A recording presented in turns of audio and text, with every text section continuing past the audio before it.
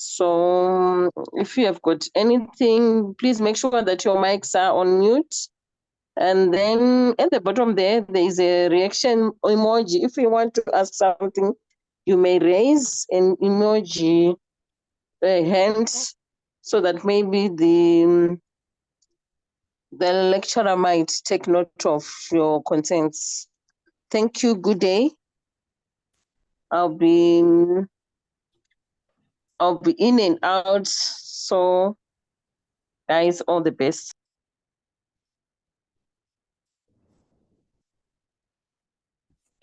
All right. Probably to begin with, I understand that you had a chance to go through Python and you did quite a lot, right?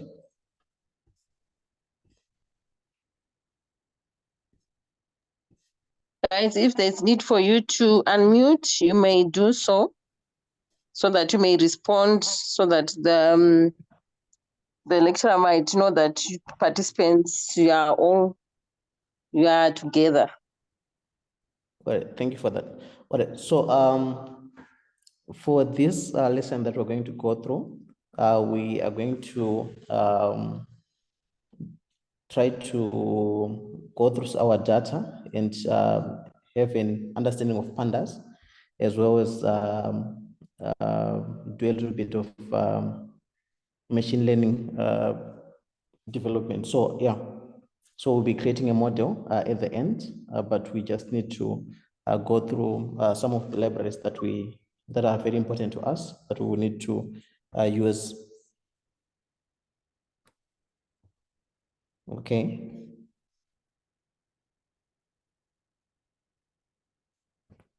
Am I still audible? Yes, sir. Oh, okay. Yes. All right. So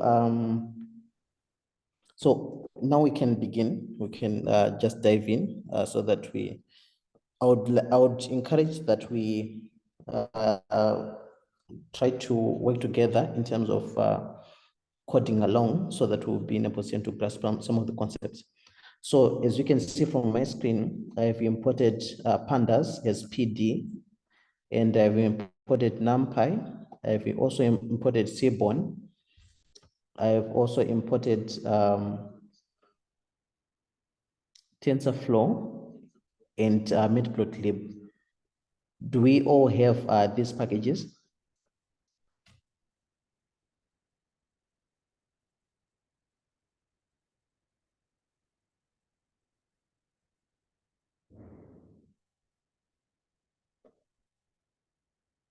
All right, I'll assume that silence means we are together, right? All right. So when you're installing these packages, we can use pip or we can use Conda. So let's say we have pip install.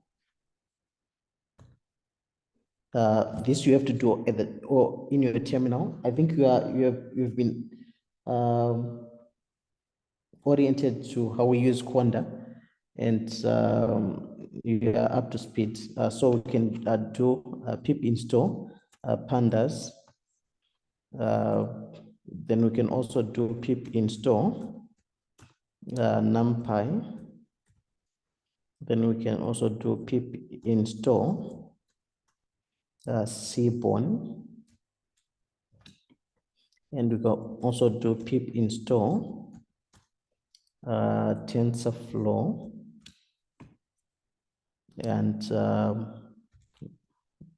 pip install Matplotlib.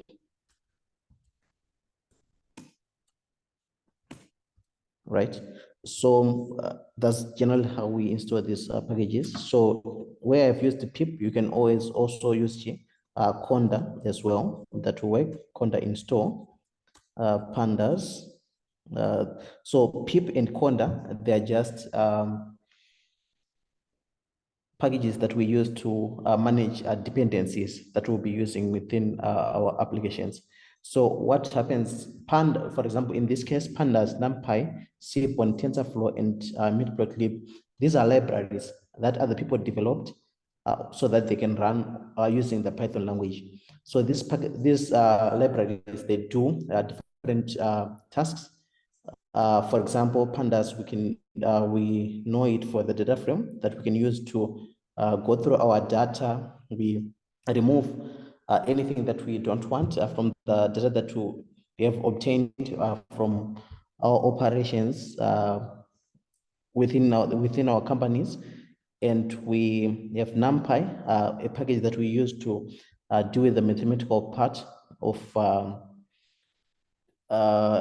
the things that we normally cover when we're working with machine learning. Then Seaborn is a package that we use to display graphics, mostly, for example, charts, displaying charts.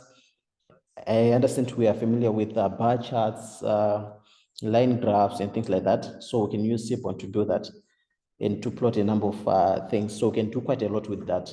Then we have TensorFlow. So TensorFlow is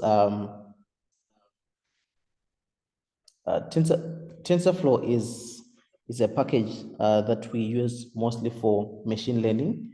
This is when we are creating models for different to address certain problems. So that's why we use TensorFlow. This package was developed by Google and is still being maintained by Google. Then we have Matplotlib. Matplotlib is another library that we can use also to plot some graphs, but we are not going to do quite a lot. We're going to try to scratch the surface so that we cover the largest ground possible. All right, so this is what you do when you be installing your, you have to do this within your terminal after you've activated your environment. I understand that when we are activating our environment, we can say conda activate. Then we put the name of the package that we need to activate. So you might have, for example, ML, or you might have whatever the name that you have given. So in my case, this is, I'm using course, but it's just a name. Right. So within that package, that's where I put all my dependencies, everything that I need to use, and I keep them separate. So if in the case that I want to delete everything, I can always delete everything and be left with nothing, and restart and create another environment and things like that. So what we're going to do now, we're going to start with the pandas.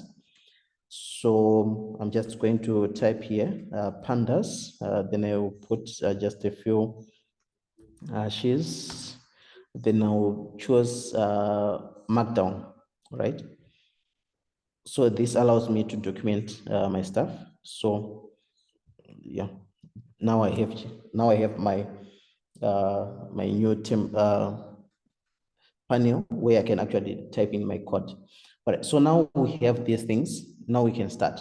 So we have so in this particular case, I'm going to start by creating a dictionary that we will call what? So this is a dictionary. I think you are familiar with dictionaries, right?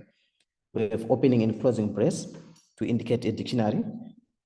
So within this, I'm going to just create a city, right? And put an array, or in this case, since we're using Python, we call this a list. Then I'll say Harare, right? Comma. So as you can see, these are strings. City is a string, Harare is a string. So we're using those quotes.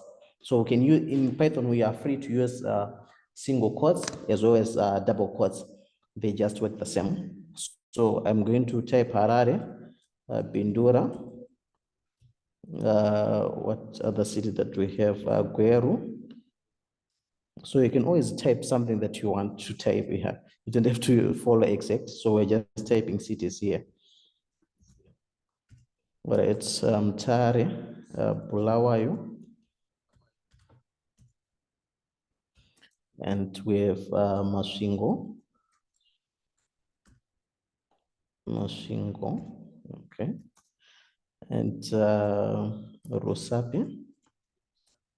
All right, so so I have 1, 2, 3, 4, 5, 6, 7. So I think 7. I have typed in 7 cities. So you can just come up with your own 7 cities. So it doesn't matter in this particular case. Then we're saying population. This is another key value pair that we are declaring. So it's also a list that is pointing to So in this one, I'm going to just put some numbers, 12.0, 23.0, 5.0, then we have 16.0, we have 15.7, we have 19.3, then we have 13.0, then we have 9.0. All right. Then I'm going to also add pollution. I think this is just some data that I'm trying to, because right now I'm just trying to generate some data. So 91, 61, 30, 6, 4, 50, 43. I'm not so sure if this is actually anything in relation to what is there in these different cities in terms of pollution, but I hope that's not the case. 1, 2, 3, 4, 5, 6, 7. So 7 of these. So I'm going to be using a shortcut here. I'm using a Mac. So I'm supposed to just say a command enter, but I think for you to be control enter or something like that, I'm not so sure. But if you don't know what you can do, you come to this within this panel that you are in, then you just click this this play button, so it will do the same. So that in some cases it might be written run or something, but I'm pressing this button here, and it's running my code. So now we have a data somewhere, right? So if I type data, so I've declared a variable named data, which is a dictionary, and the dictionary contains some keys. We have city, population, and pollution, and those are connected to some lists, as you can see. So if I type data here, then you can see my dictionary like this. So it's being displayed like this. So to actually tell that it's a dictionary, you can also just say type. So if you put the word type like this, you say type, then say data, right? So data is referring to this particular variable that we've created. So if I run this, you can see it's actually a dictionary. That's a dict, indicating a dictionary, right? So we've created a dictionary, and this is our dictionary. So now we want to introduce ourselves to what we refer to as pandas. So remember, we said here, import pandas as PD. So the reason why I said as PD, I'm just trying to create some local variable that I'll be using that will be pointing to pandas. So this local variable is just the same as just typing pandas, but I don't want to be always typing pandas all the time. Why? Because the word is a bit long, because I'm going to be typing that same word quite a lot. So I just need that shortcut. And you see that in most examples that you are going to be having, and in most courses that you're going to be having, and in practice, you're going to see most people using that same default way of declaring imports, for example, in this case, pandas. So I'm going to say df, oh, what's happening?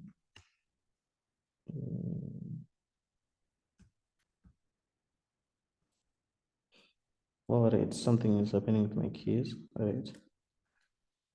Okay. df,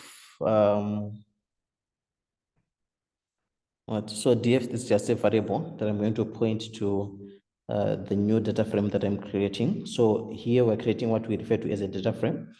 So then I'm going to add the data. Then yeah, so this is us creating the data frame. We have the data frame now, so we can see df, and if I run this, you can see there is our data frame. So our data is now being presented in the form of a table, whereby we have this column called city, and we have another column called population. We have another column called pollution. So this is just data that we've created. So we're going to see the next time we'll be doing this, We won't be using creating our data like this. You just see us importing data from somewhere else. So we have df like this, and this is our data. So we can see our data in our data frame. So df is just a name. So we could have called it anything Chimoti or whatever.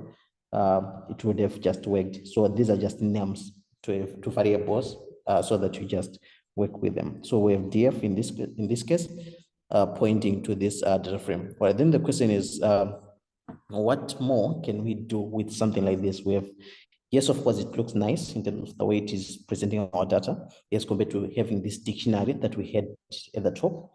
It's looking better this way, but what more can we do? That's a good question. So now let's just experiment with this so that we are aware of it. So I'm going to create another variable. This one I'm going to call it df1, and I'll say pd dot data frame, then I'm going to say data, comma, columns. So in this particular case, I want to create a data frame indicating the columns that I have, or the number of columns that I just want to show. So at times you might want to limit the number of columns that you show, so you can always do that. So in this, or you might reorder these things. For example, in this case, we are reordering. We're saying the population, then we have city, or we might stop at that and see what happens. So let's just run this. What did I do? I did something wrong. Data, what city? Oh, okay. I called it column. It's supposed to be columns. So in this particular case, it's a function. We're saying data frame. It must be a class that is supposed to get. It's a function that's supposed to get these values. So among the things that have been declared that are supposed to be there, we're supposed to have columns as well. So we're supposed to have columns. So if we say columns like this, you can see we don't have an error. So if I come here and I say df1 and run this, you can see I have picked only the population and the city from the original data that we had. And I've also reordered by the way I entered these values, as you can see, right? So now, by just doing this, that's something that we might find yourself stuck with when you want to reorder things, and you'll be wondering, how do I even do it? So it's very important to know pandas, why both pandas allows us to manipulate our data as we prepare it to use it in something else that we will be working with, probably some model that we need to create. So from this, I can say print.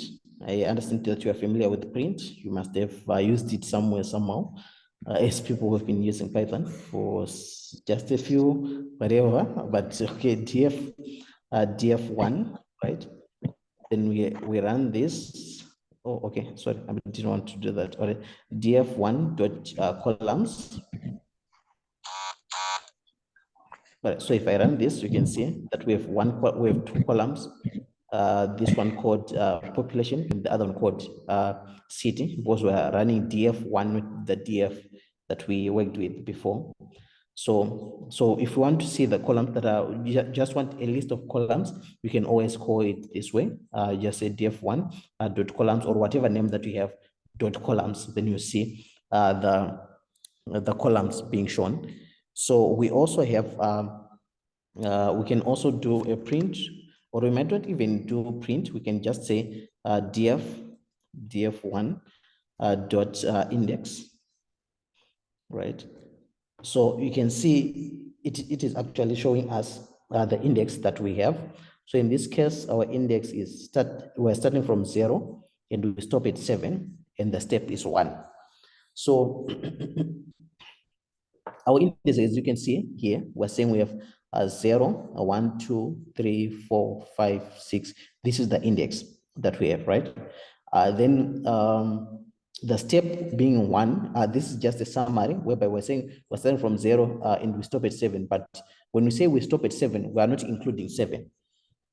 we are stopping at 7, meaning we are not going to include 7, but the step will be 1, meaning that we have 0 at first, then we add a 1, that's step 1, then we get a 1.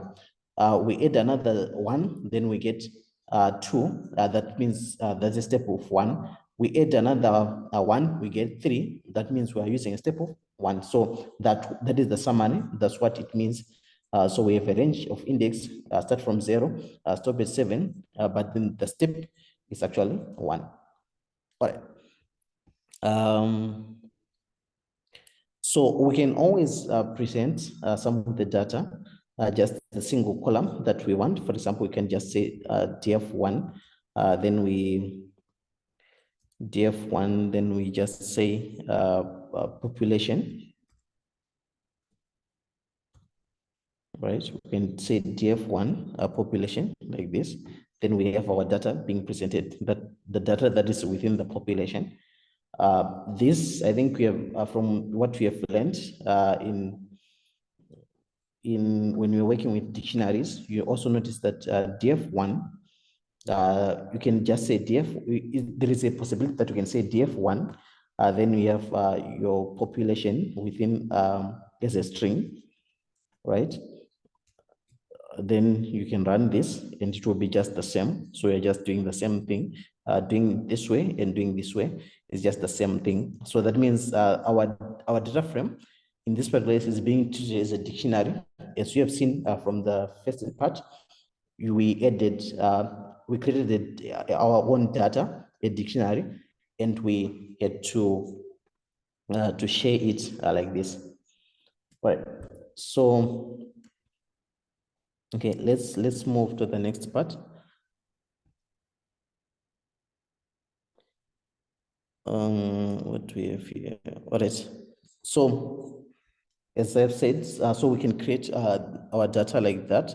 So we can also look into the data type of our objects or of the data that is contained within a column. For example, in this particular case, we have population. So we can just say df.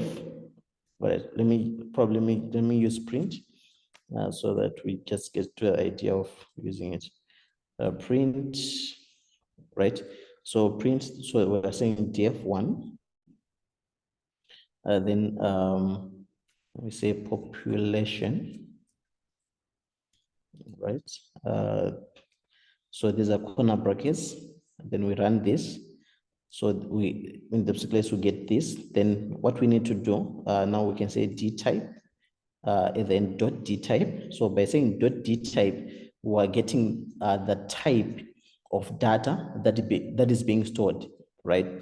So when talking about the type, we're saying whenever we want to store data in computers, we are supposed to use a certain type of data. For example, your name is in the form of a string. Your age is in the form of an integer, because for the most part, when you ask a question, how old are you? You probably say 20. When you say 20, you are not, rarely do you say 20 point something, right? Actually, you don't say that, right? So you just say 20, meaning that's an integer. You are referring to the integer part of it. Then there are points, there are times when you are talking about money, then we need to work with float values. So in this particular case, we're using a float, and this is float 64. So the question might be, why 64? So this computer stores data in the form of 64 bits. So we can have float 64 and we can have float 32. I think we have heard about 32-bit computer, even the operating system, when you're working with Windows and things like that. So in this particular case, we're just using 64-bit. So you can see even the float is 64. So you also notice that even the integers will be 64 as well. All right, so now we can just move and see other things that are with us. So we can just go through the whole data frame and see all the data types, right? So this is now data types. Well, this is now a scenario whereby we want to see all the data types representing the column with the columns that we have. So for DF1, we have population, float, and we have also city being object. So the string in this particular case is being treated as an object. So we can also just choose DF, the first DF that we had before, which had all the 3 columns. So these are the 3 columns: population, city, pollution. So you can see pollution has int 64, right? Indicating the type of values that we have here. I think you can see these are just integers. They are not decimal places for these values. That means they are integers. Whilst these are float numbers, then these are being treated as objects. Why? Because they are strings. So a string is also an object. Generally everything in Python is an object, but we can actually go deeper and identify even some of these objects and classify them into different groups. So I'll move to the next part where we are going to talk about getting a certain portion of our data frame, right? So the term here we talked about rearranging columns, but we want to also take into consideration a scenario whereby we want a certain portion of the data set, but you're not concerned with the rest of the data set. So we're going to try to do the same. So we have, in this case, we can have DF. So I'm going to go back to DF, then I just say .log, right? DF.log, then I use corner brackets, then I put 1, right? So if I do this, you see that I've picked the first, I've picked the column. Yeah, this is not the first one, because remember when we're working with data in Python, be it with arrays or mostly with our strings, right?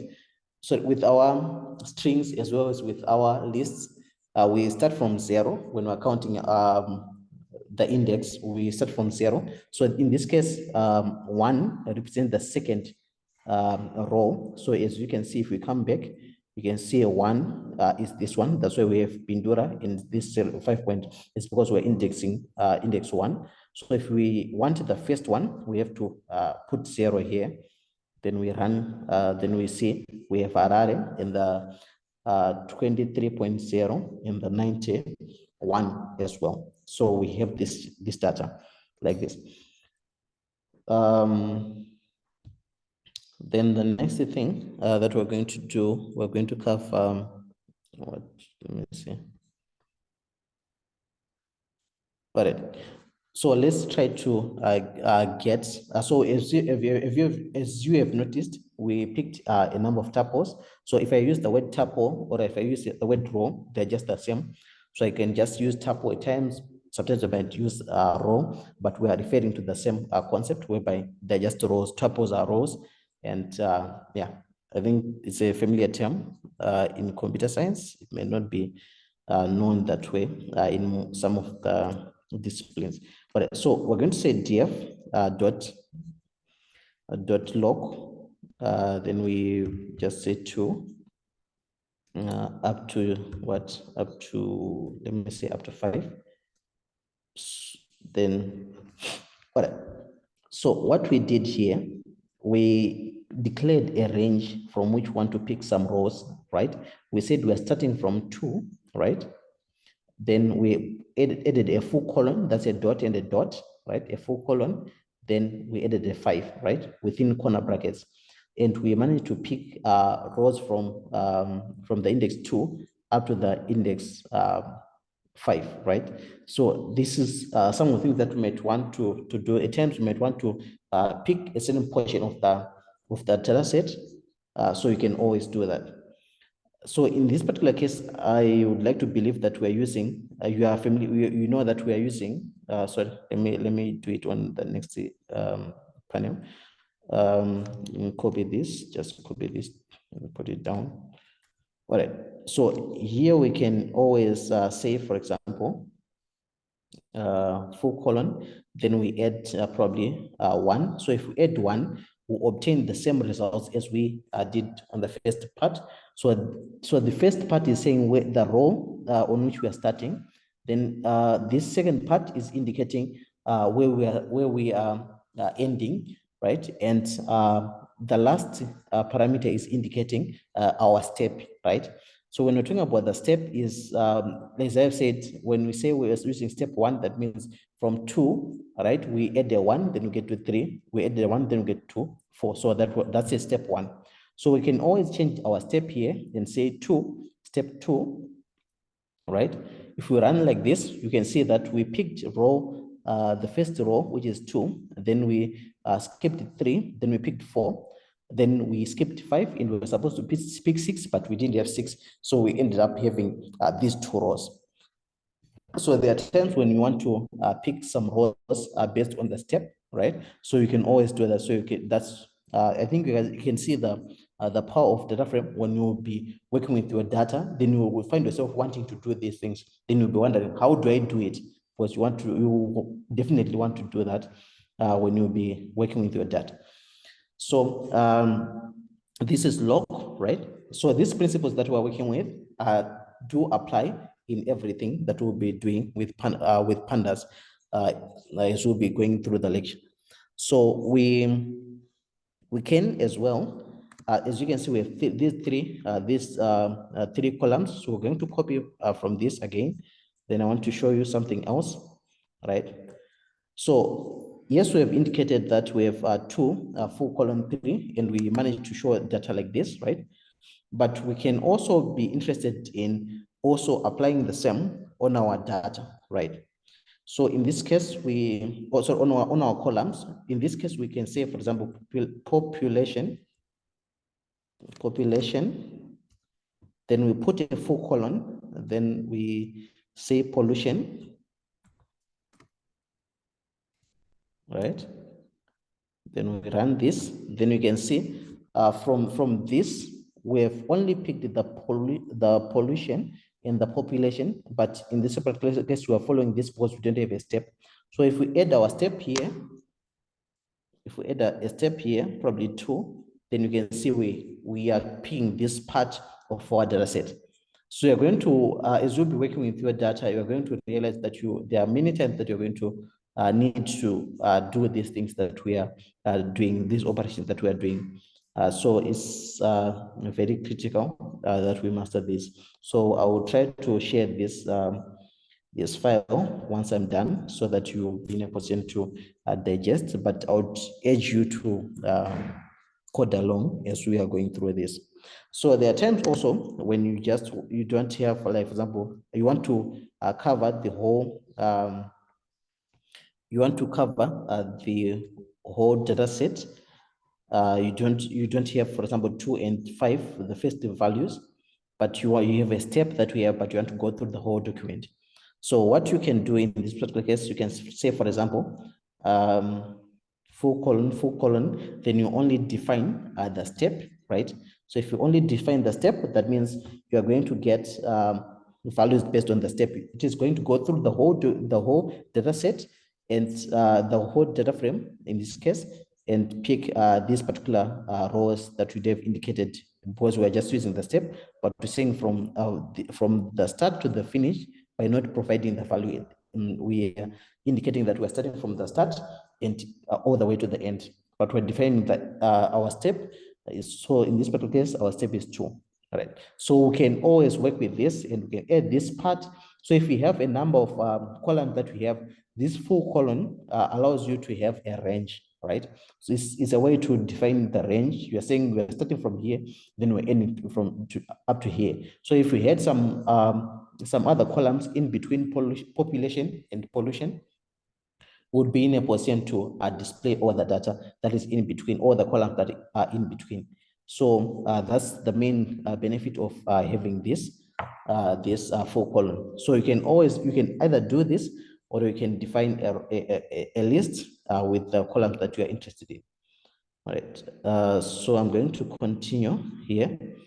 So I know I'm a bit in a rush, and I hope you're following. Are we together?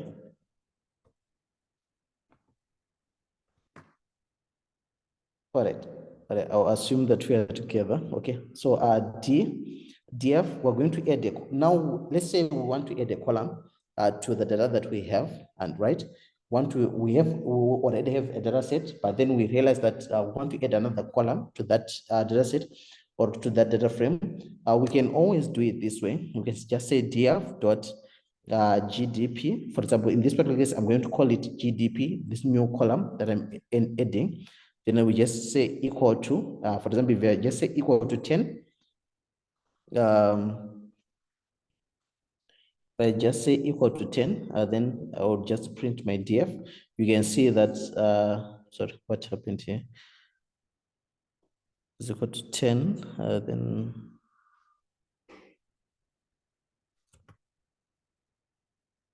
all right, let me see what I did wrong. All right.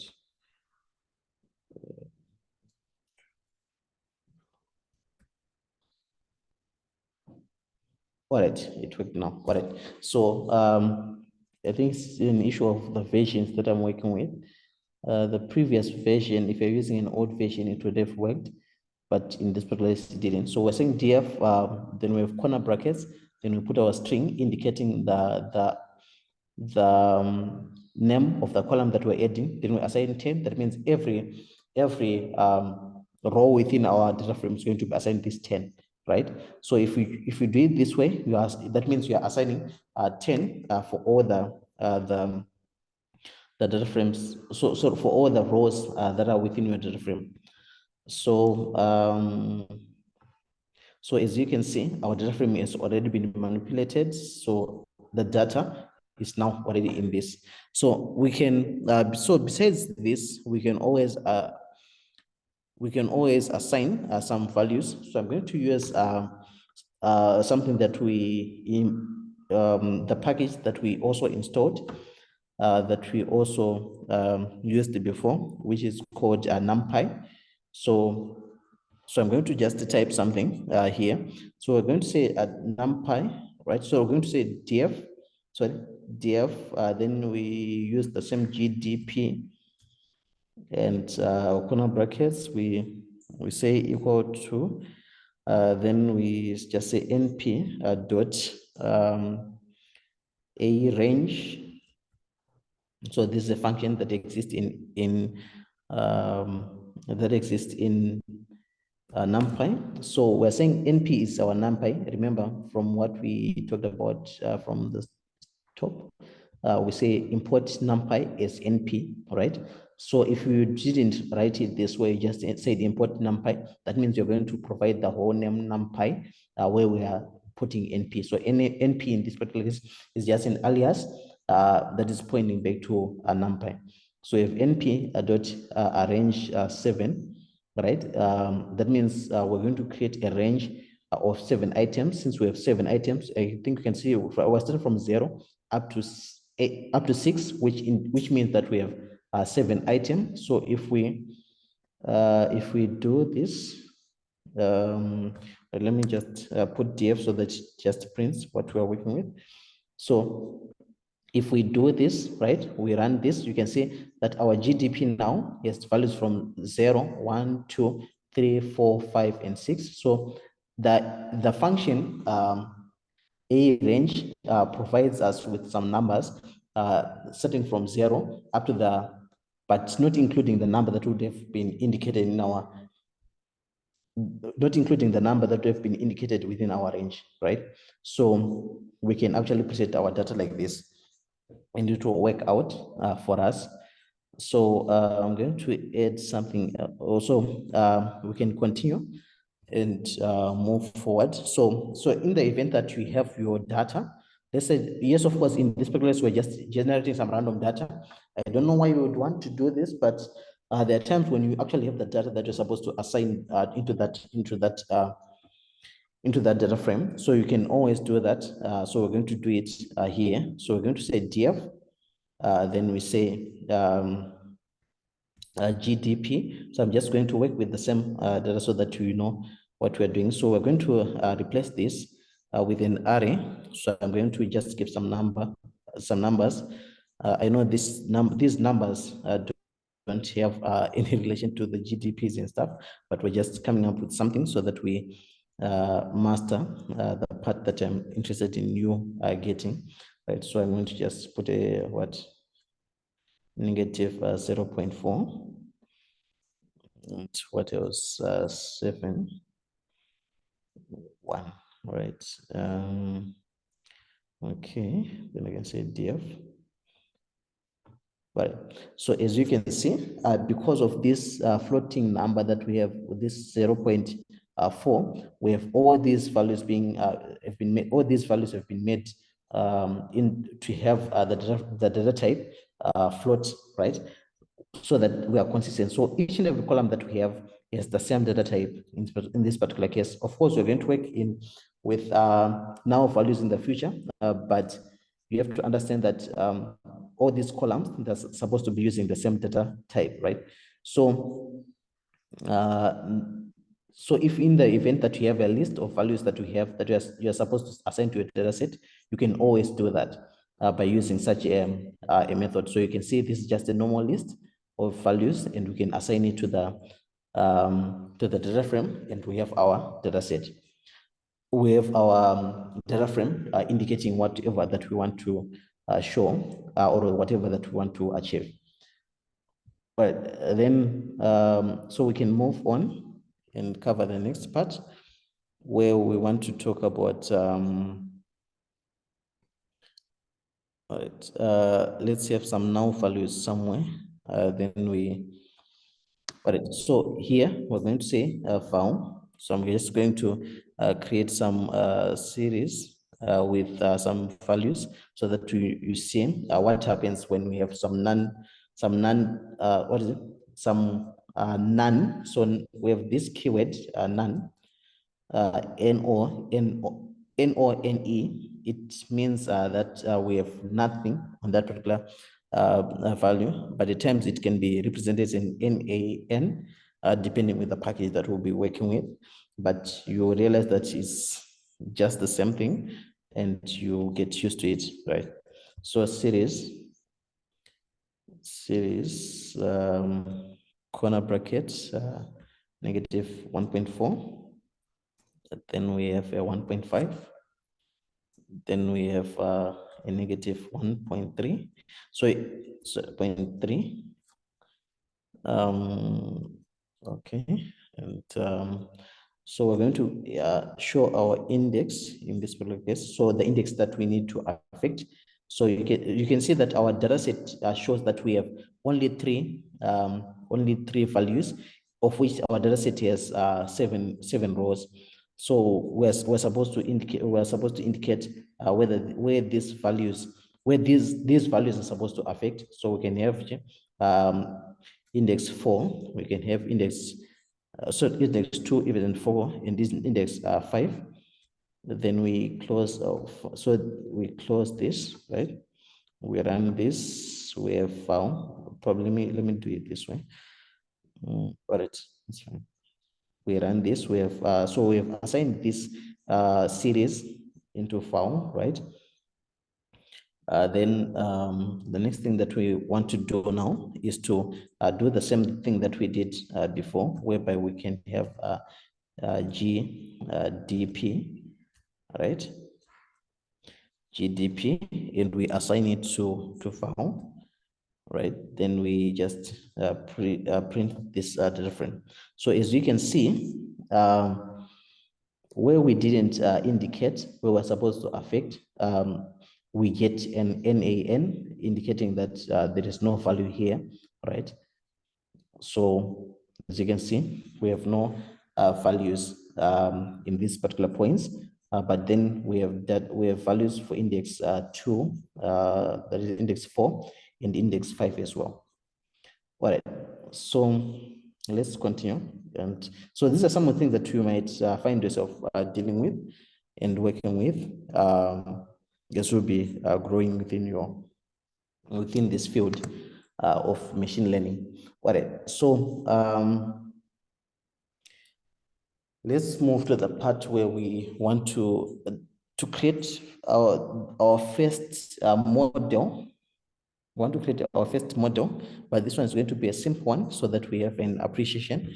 And then after this one, we will create another one, but it will be just the same because it's more of yes, of course, that will be more realistic data to some extent, but it's just the same thing, right? It's just the same thing. So I'm going to create a markdown so that I just indicate that this is the simple regression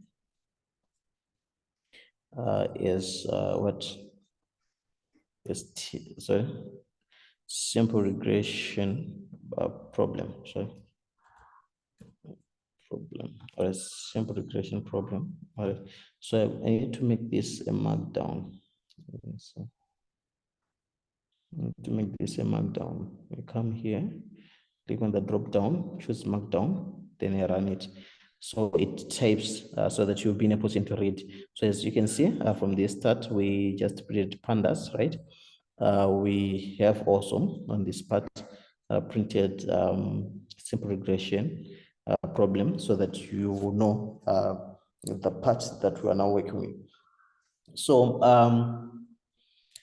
we installed a certain package that I talked about at the first, that when we were installing called TensorFlow. All right, so this is the package that we're going to be using. It has a lot of work that has been done in it, right? And it has been, this package is being developed and maintained by Google. I think we are all familiar with the company Google. It's a big company. I don't know if you can compare with it with any other company here in Zoom, but yeah, it's a big company. When you see such a big company devoting its time into developing this, that means something that is important to some extent, and for sure, it's an important package that we have to use. So this package is a simple package that we can use to develop machine learning models and use them wherever we can for free, right? So it's a free package and yet so awesome, right? So we're going to just, I think we have heard about Celsius, degrees Celsius, and we also have heard about Fahrenheit. I think it's a term that we normally don't use in SIM, but it's a term that is used to refer to temperature levels. So we can have different, some people prefer to call the temperature in Celsius, whilst others prefer to use Fahrenheit. So what we want to do here, we want to create a model that converts our data from degrees Celsius to Fahrenheit. That's what we want to do, is our simple regression problem. So I'm not so sure if you covered functions before, but let's just do a simple function so that you understand what we're talking about here. All right, so we have the word def. So these are just functions. This is just function. I just want you to be in the same on the same picture with me. So we're saying def. Then let's say we just say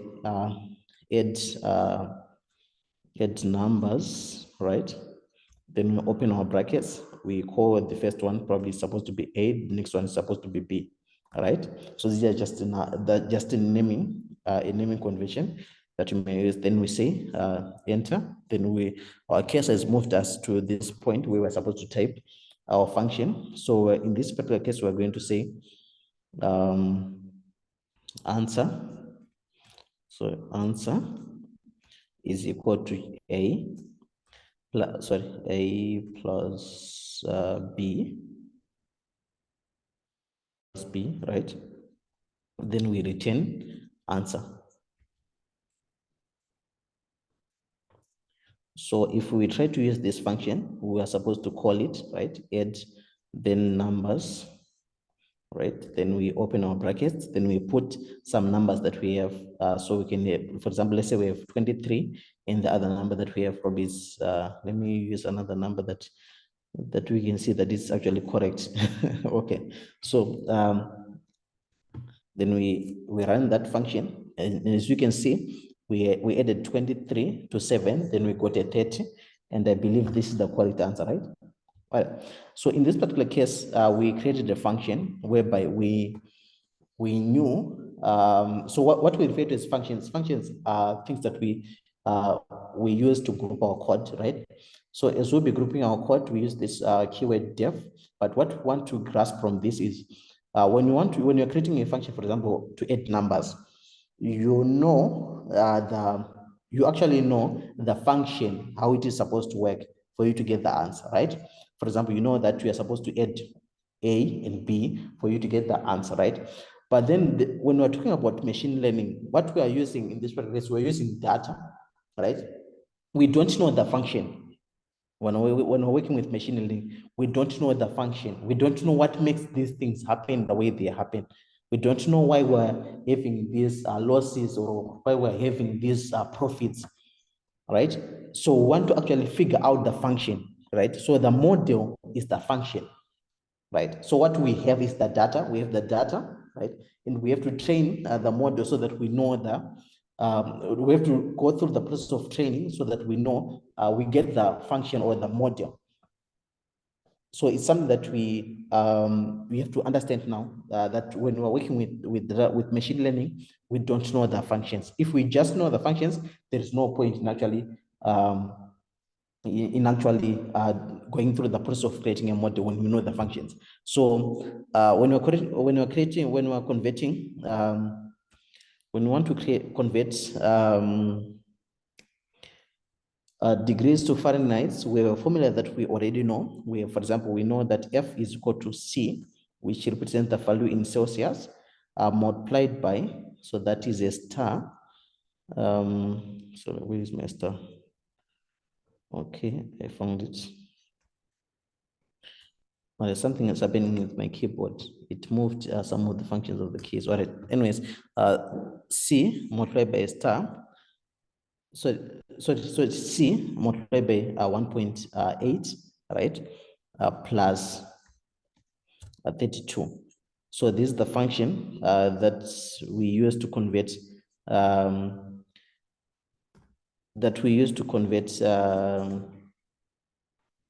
degrees to Fahrenheit, right?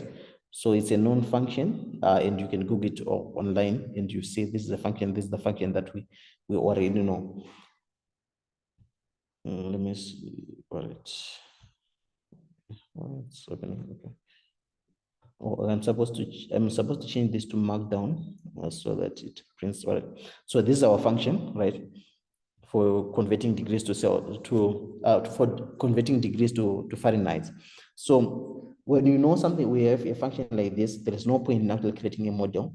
So that's why I called it a simple regression problem, so that you see what machine learning does. So in this case, let's say we don't know this function. Let's say we don't have this function, but we have data.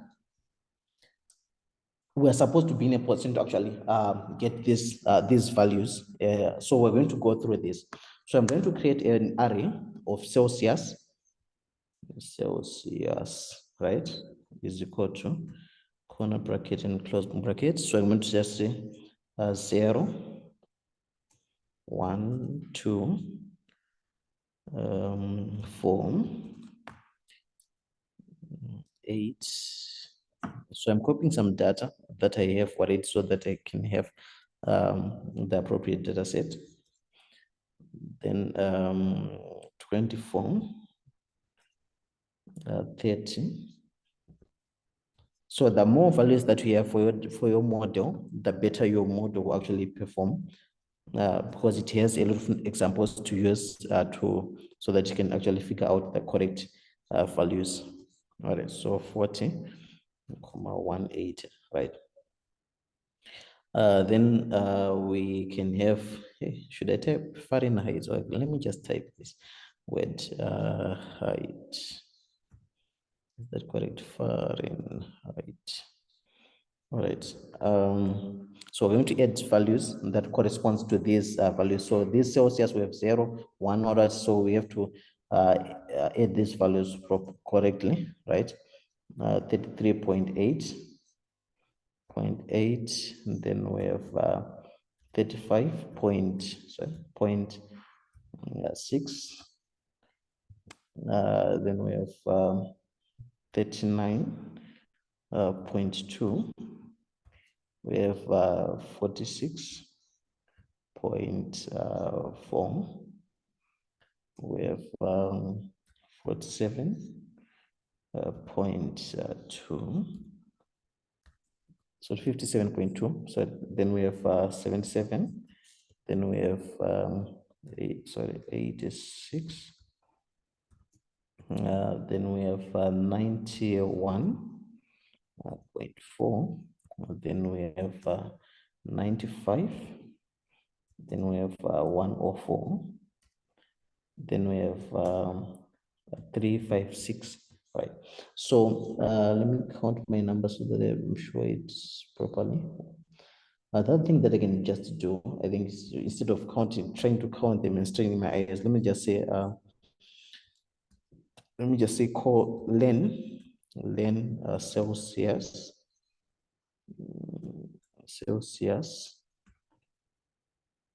No, the L is missing. What did it do? Celsius. Just go.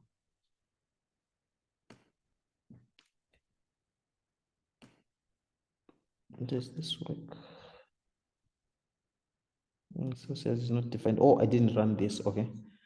Let me put a corner bracket at the end. Run this. And this one. Let me run this. All right. So you can see that we have 12 items, right? And then we can say also len open brackets. Then we say, I'm just going to copy this. I'm afraid I might misspell this, right? So if you're wrong, if we have a wrong spelling, you can just type the wrong spelling into actual work, right? So they're just names, right? So we have 12. That means we have equal number of items within our. So we're going to just create another data frame using the same concept that we did on top. So we can say just pd dot data frame. Open bracket, then let me close this. Then, so we're going to just say Celsius. Celsius. So I'm going to just type Celsius, pointing to this Celsius, right? So we have already defined Celsius here. So if I just put Celsius, it's in a list, just like the ones that we had at the top. So we're okay here. So, okay, Fahrenheit, right? Then Fahrenheit as well. So this is our data frame. So I'm going to just run this. Let's see, what's the problem? Oh, okay. All right, I see. All right, I'm supposed to put this within, it's supposed to be a dictionary, right? Let me see. Okay, a brace here and another brace here. So as you can see, this we have a data frame, right? We're saying pd.data frame, open bracket, which is a curved bracket. Then we have braces indicating a dictionary. Then we have these values, right? So if I run this now, you can see that we have df, and it's now working. So we have our data frame. So I'm just going to say df, then you can see this is our data here. So we have Celsius here. We have also Fahrenheit here. So in this particular case, we have this data, and this data that we're supposed to use to generate to come up with the model. So we want to come up with the model. We're not using this function, as you can see. We didn't declare it. We just showed you what the function is. So we need to create a model that can actually predict these values correctly. So so this is what we're now doing, right? So I'm just going to use a name that you are familiar with. All right, I'm going to call these x values. All right, x values. So our x values in this case are df Celsius. All right, and y values. We have df Fahrenheit. Correct. The question may be why use X and things like that. All right. So I think you guys have done, you did some simultaneous equations before, and you also did what did you do? Was it what do you call it? Quadratic equations, things like that. So we can have, for example, we have things we had when we were in school back then. We had this thing called y is equal to mx plus c. Sorry, plus c. I think if you still remember, we had the y value, then we had an mx and plus c. Probably your teacher didn't write it this way, but the concept that I'm trying to put across is c indicated some constant of some sort. Then mx with m being the constant multiplied by the value that was changing. So in this particular case, using the same understanding that you have from the past, please bear with me. We're not going to dive into this that much. Using that understanding that you had from the past, our C values, which are the Celsius, are going to represent to be representing the X values. That's why I'm pointing this to X values. Then our Y values are the Fahrenheit that we're supposed to predict. So this thing that we're supposed to predict is the one that we're indicating as Y, while the rest is supposed to come on this other side. So from our formula, I think we have seen that we have F is equal to C multiplied by 1.8 plus whatever the constant is, which is apparent to be 32, right? So that is the same thing that we are doing here. We are having values for X. So the values for X at times can be many. You see that in the next part of our lecture. It can be many, but in this particular case, we're just going to use Celsius to indicate this single value that we have, right? So this is why we have these X values and Y values. So these X values at times can be called features. So when we're talking about features, we are saying there's when you, for example, let's say we have a problem like we are not having a lot of people visiting our website, right? So if we don't have a lot of people visiting our website, we know that there are a number of things that can correspond, that can lead to something like that. For example, it might be that our website loads slowly. It might be there isn't anything relevant on our website. Whatever, there are a lot of things that can be there. So those things are what we refer to as features, things that that have a relationship to the problem that we're trying to solve or the problem that we're actually solving, right? So that's why it's got to mx or else, right? So I just want you to be on the same page with me so that it won't feel as if it's that hard, right? So yeah, it's actually simple than what we're doing. I know right now probably you're just overwhelmed with the number of things that we're doing, but we will be fine, right? So we're going to create a model. Okay, we're not going to create a model, so we're going to be defining our model here. The first part of this, I think you are not going to probably get it at once, but it's something that you're going to get as we'll be working with these things over time, right? So I believe that this is not the only time that we're going to be working with this. It's not like you are just doing this for appreciation, something that you're going to be diving there. So what we're doing right now, what I'm doing right now, something that we'll be doing in the near future, probably in 3 months to 6 months, you'll be very fluent.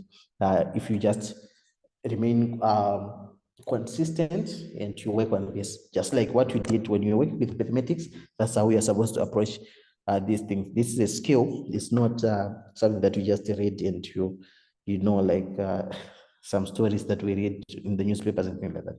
So we have seen far model, far underscore model. This is just a naming convention that I'm just using, meaning referring to Fahrenheit, just a shortcut for Fahrenheit underscore model. You can just name these things, anything, but it has to make sense to you so that you don't get lost in your own code.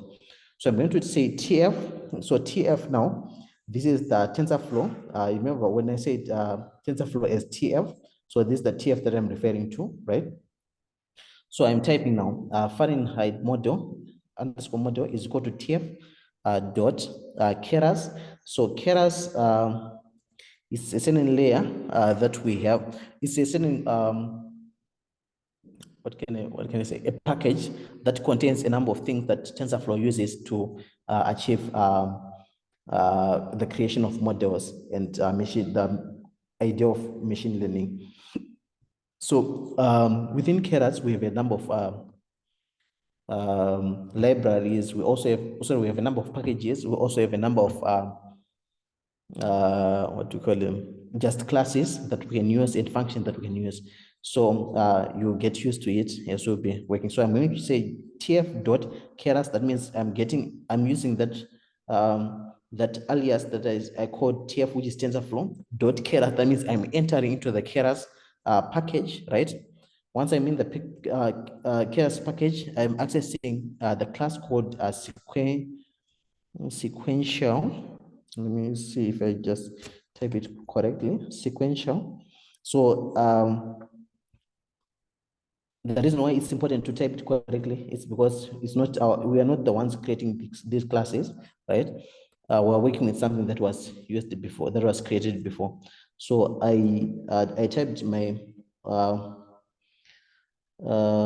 kept brackets and corner brackets following, right? Then I'm now defining. So within this sequential defines more like a pipeline or a sequence of layers that we're adding to our data, that we're adding to our model, right? We're creating a model right now. This is how we create a model. I know you might be expecting too much from it, a lot of things to happen, but this is us creating a model, right?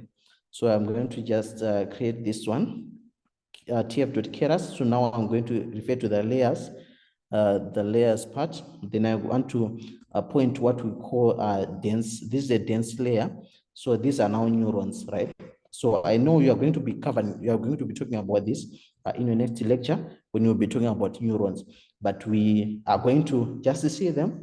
Once we see them, then you know that what is it that you are talking about, so that it doesn't sound that much difficult. All right, so we just run this, right? Then we are now compiling this model. So we're going to far model dot compile. All right, we have to compile it. So these are the steps that we have to follow. So we are just doing that, right? And compile. Then let me close this. Okay, all right. So always remember that whenever you have an opening bracket, you have to have a corresponding closing bracket of the same type, right? It's just something that you just get from Python, from using Python. Just know that you have to do that. So there isn't anything else that you can do besides doing that. All right, so now we are going to compile our model. So for us to do that, we need to define our optimizer. Because this is so what we are doing right now is we're doing it in this way. Why? Because we're working with the regression problem, right? So at times it differs with what we are doing for each and every moment. For example, at times you'll be working with a classification problem. So you see something that is more or less the same, but to some extent different, right? But it won't be that much different. It will be the same concept. We will be using the same tools, but we define it differently. All right. So optimizer, tf.keras.optimizers.adam. So Adam is another. It's an optimizer that we have in machine learning that we normally use when we're working, mostly when we're working with regression, but at times can be useful in other times as well. So we're defining a learning rate. We're defining a learning rate. Then we have a loss, which is equal to, I think those who have done a bit of mathematics are aware of what we refer to as mean absolute error. That's what I'm typing here. Absolute error, right? All right. So we're saying we have optimizer is equal to this, which is Adam. right? We're using the Adam optimizer, which was named after probably the individual who created the model, who created this optimizer. Then we have learning rate. Then in this particular case, I've defined it as 0.001. All right, I think these are some of the things that we have to explain in our next lesson, where we'll be talking about why we use a learning rate like this. There are times when we are trying to move closer to the value that you need, or to get the correct values, but then at times you might miss the value. So if we define, for example, 0.001, that means you are approaching whatever this point in space, probably moving slowly, so that you don't miss the point. At times you might use a larger value, which causes you to miss the point that you are trying to reach. So it's important to make sure that we do that. All right, so this at this point, we're just compiling our model. So let me run this. Hopefully there isn't any error. There isn't. All right. So now we can get to the part where we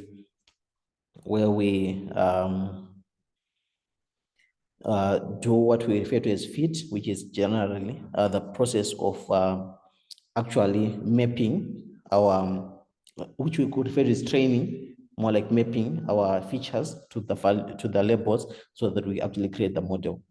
So here I'm going to say far model, right? Then dot fit. Where's my fit? Open brackets. Then here I'm supposed to define some values.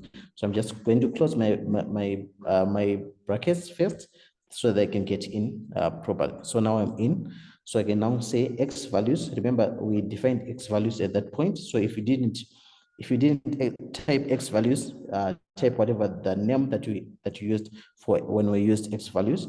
So X values is here, right? Pointing to the Celsius, the data frame, the Celsius column.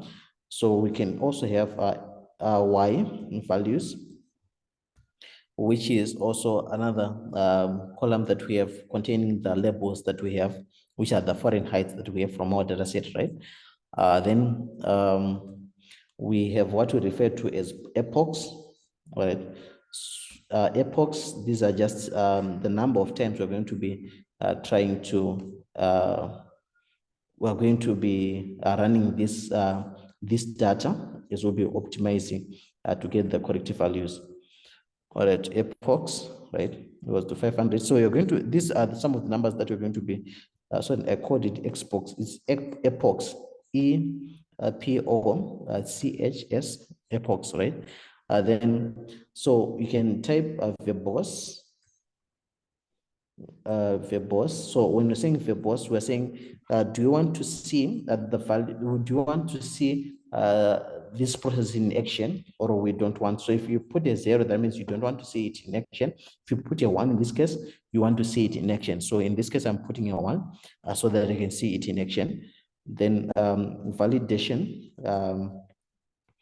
split, right? Validation split. By indicating validation split, we are saying I need my model to use 2. So if I say 0.2, that's like 2 out of 10, which is it 20% of the data, something like that. 20% of the data is going to be used as a way to validate, so that when the training process is going through, the data is being pushed for each and every epoch, for a certain epoch, but before it is pushed, 20% of the data is going to be is not going to be pushed, and it's going to be used to evaluate whether the data set is whether the training process is working properly or not, right? So this is us. We've so we're just about to run this. I hope we are on the same page. So if we have been told that there's a training process that has to happen and things like that, this is now the training process, right? So we are now running this, right? Let me see what happened. Something happened. All right, we say for module dot fit. What did I do wrong? Module dot fit and strategy falling. What? All right. Let me see what I did wrong here. There is something that is not right.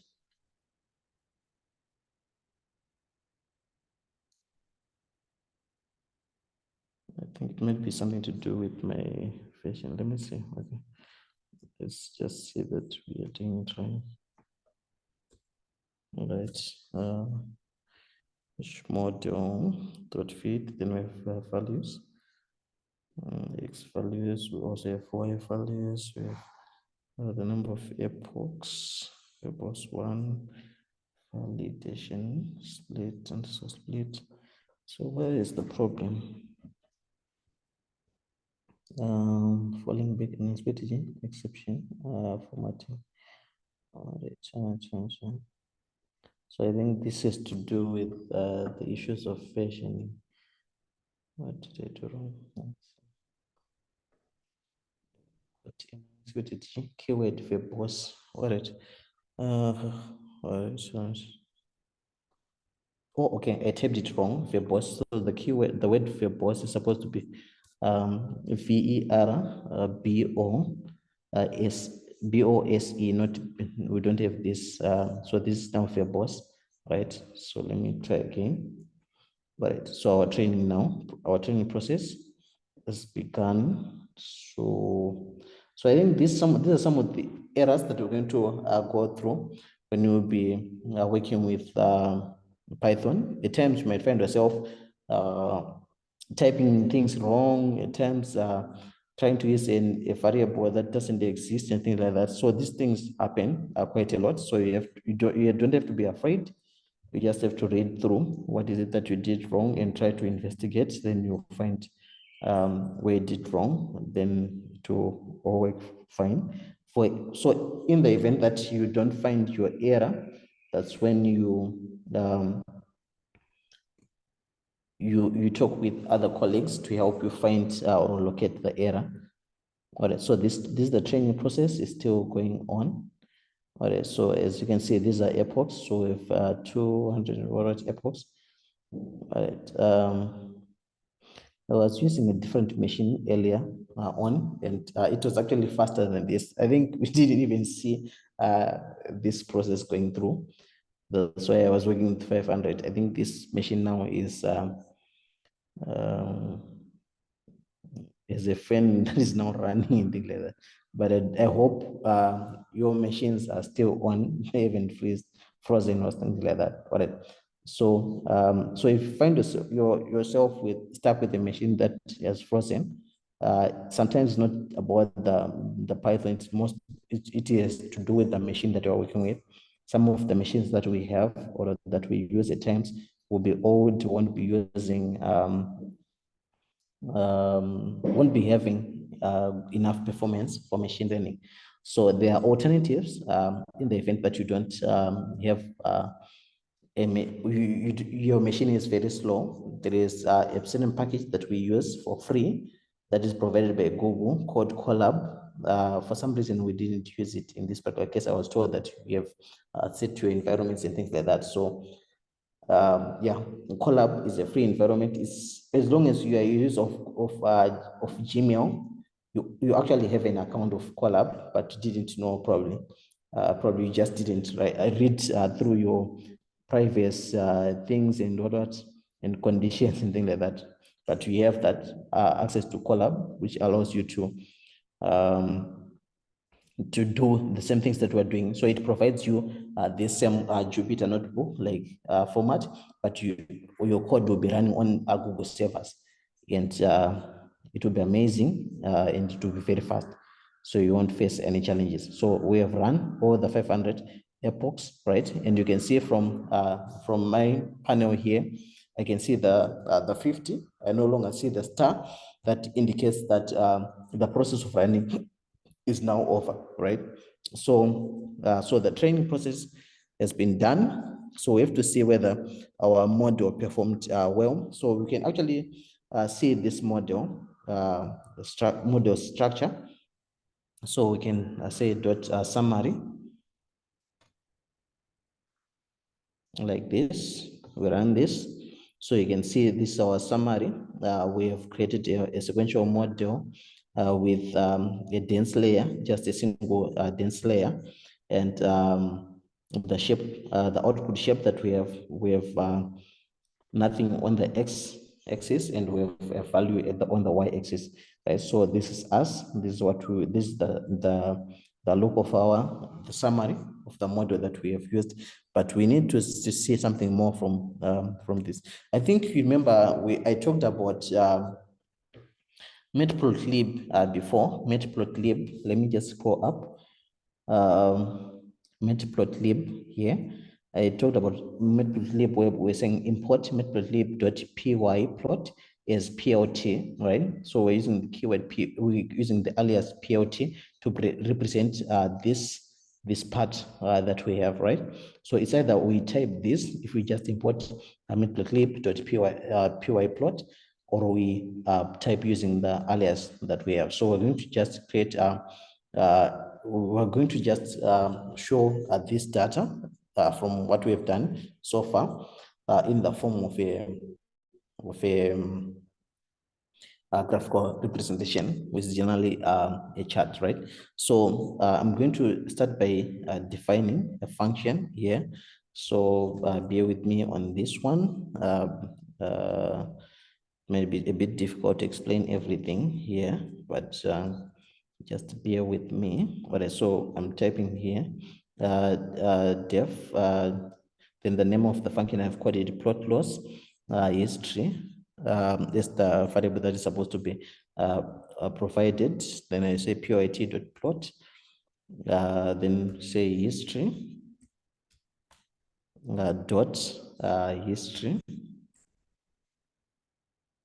corner brackets, then loss, right?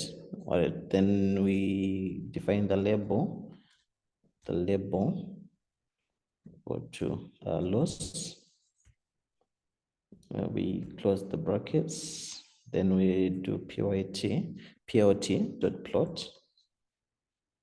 open bracket again. Then we say history. Okay, so these are some of the typing errors that happens from time to time. So we have to always be watchful. So then here I'm going to, remember we talked about that validation split and things like that. Validation split, right? When we talked about validation split, here is where we are indicating the line where we want to plot also at the line that represents the data from that has been captured by applying that validation within the while it's going through the training.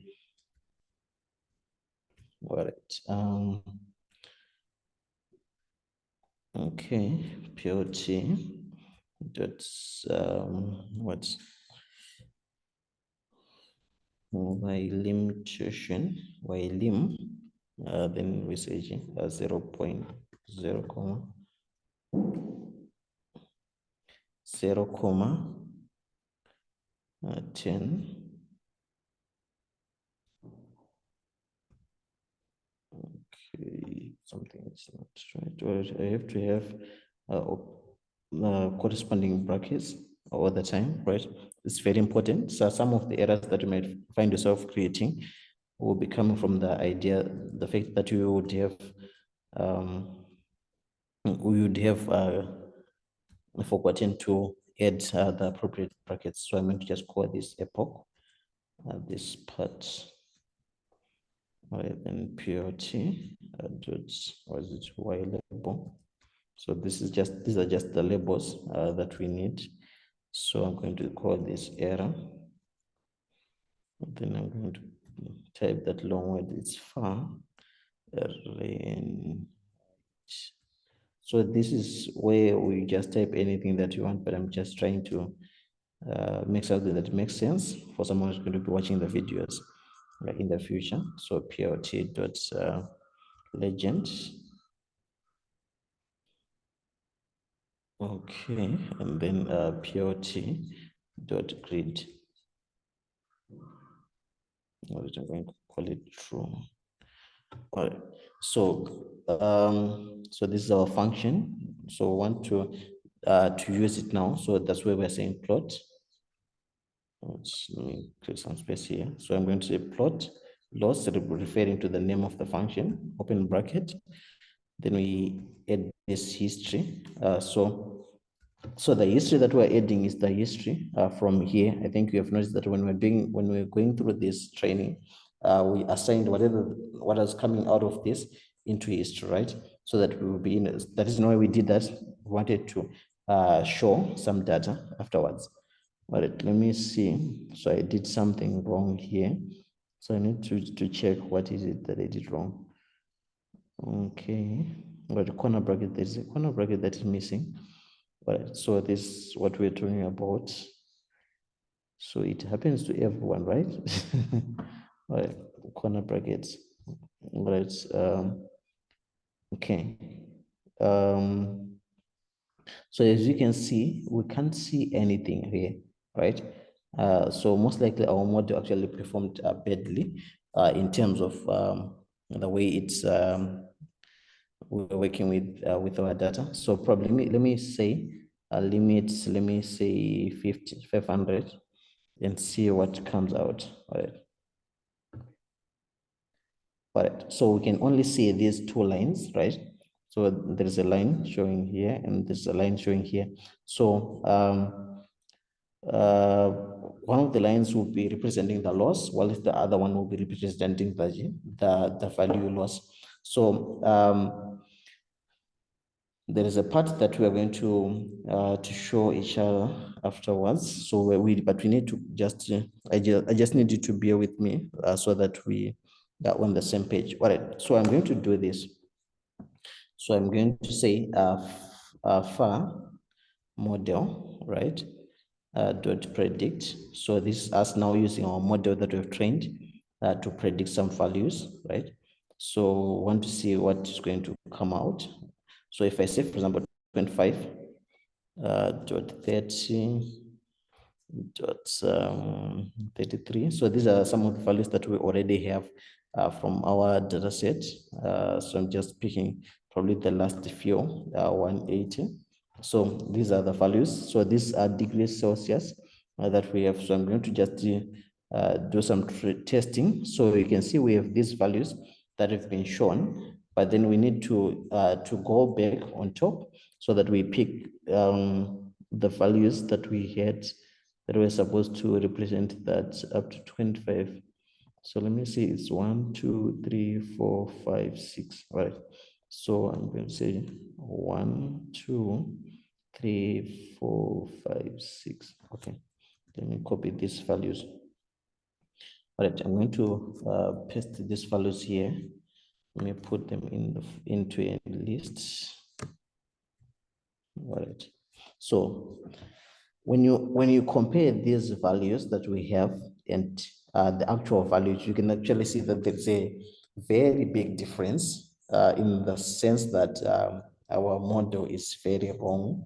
It's predicting what we are supposed to predict. So then the question is, why is that, and things like that? Yeah, that's something that you're going to be working with in the future. But what we're going to do here, we're going to try to make our model perform better. So how we're going to do it, we're going to add more dense layers. We're going to add just a few more dense layers, and then we'll see if we get a better output, right? So let's see. Let's see. So most of the time, at this point is more about experimenting and training and seeing whether we get any improvements or not. So in my case, I'm going to just try something that I think might work. Let me see. I'm just going to create 2 of these. Well, so I'm going to do the training process again, right? Run this, then we compile, we do the training, right? So this is the training process going through. All right, so let's wait for this. And I'm going to just try to scroll in so that we see where we are. So the training process is going through.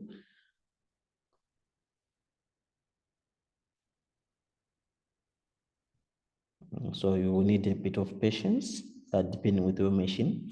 I know some are not even waiting like this. They don't even have to wait because their machines are a bit powerful. But we're going to just see how this one performs and see whether we get better values. Hopefully, after all this waiting, you get a better value and things like that. So one of the things that you're going to need is a lot of patience as you'll be working with machine learning. It's an exciting field, but you also have to have a bit of patience. And please look into Colab so that you have a better experience while it's working with machine learning. If you have money, you can always, of course, just buy a better machine. But if you don't have money, you can just dive into Colab. But even if you have money, you will probably see that your machine may not be as good as Colab. Right. So now here we are. So we're done training. So let's run this. So you can see that our model now have 3 dense layers. We have this dense layer and this other 2. So originally with this one dense layer. I think this is the part that we're going to learn, where you will be learning about deep neural networks. These are the deep neural networks. This is what we're talking about, right? So we can see our graph looks as if there is something happening here. So I'm going to run this part. So we're now predicting based on what we have. So I think there is some improvement here. It may not be that much, but we're saying we had 50, we had 75, we had 84, 90. So you can see this is 55, right? This is 75 corresponding to the 75, so 77 corresponding to the 77.9, then 86 corresponding to the 84 point dollars and things like that. So there are things that that allows you to come up with a better model. So the first thing that you have to understand that one of the things that corresponds to getting a better model is having a lot of data, having a lot of examples. I think we have, from what we have done probably in the past when we were learning, you notice that you would actually have to go through some examples from if you're using probably NGM for mathematics, you had to go through a lot of examples in the NGM. Once you have gone through all those examples in NGM, sometimes you'd even go to the point of spotting, going through some questions. Then you'd say, now I'm prepared.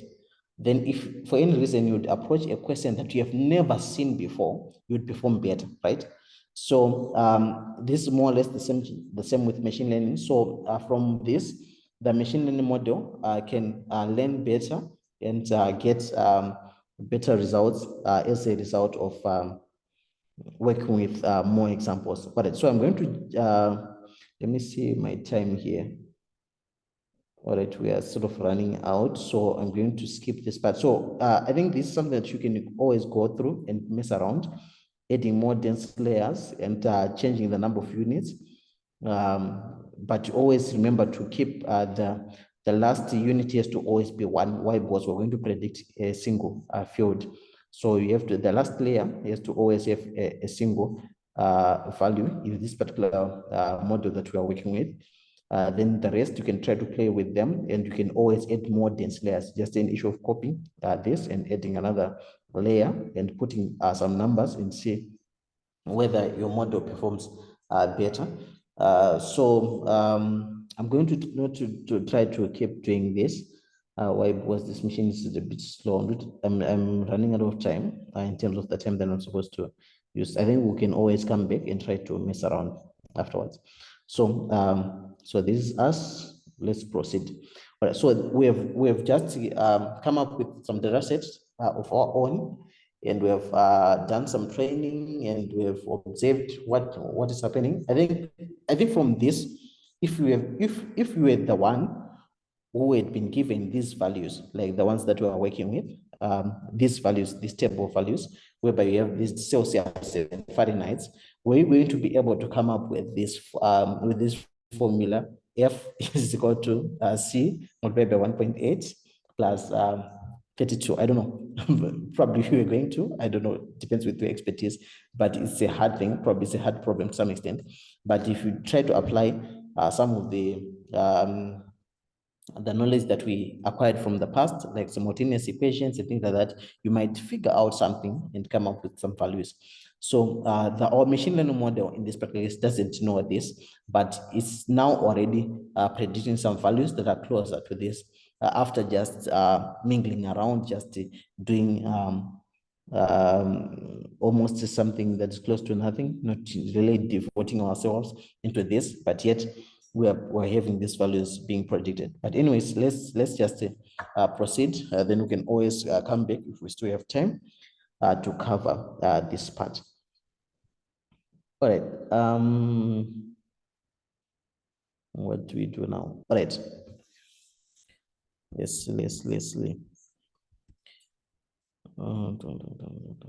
All right. So let's work with something that is closer to something that is realistic. I think this is realistic what we have done, but there is a possibility that someone may be wondering, what about our data set that we can get from our company, things like that, right? So in our case, we're not going to be getting any data from our company, Bose. We are going to go to Kaggle and trying to get some data set that we can work with. I think from what you have learned before, you have seen that here in Zimbabwe, we rarely share data, right? It's a problem for all of us. And at times we are forced to work with other people's data. And so that's why we are going to Kaggle. I don't know, probably in the future, these problems will actually address them as more and more CEOs and more managers realize the importance of machine learning and learning and recruiting people that are well versed with working with different data sets. But for that to happen, it always has to begin with us sharing our data. Part of our data, we can always remove the names that are there and probably use numbers instead, right? And just share the data so that people can actually learn. But in this particular case, we're going to use a certain data set. So this data set, we're going to get it from Kaggle. This data set is from I think we to some extent we might all have heard about Netflix. It's an app that is normally used for people watching movies and series and things like that. So I'm considering using such a data set. There is something that we can have from Kaggle to do with Netflix. So we're going to use the data set.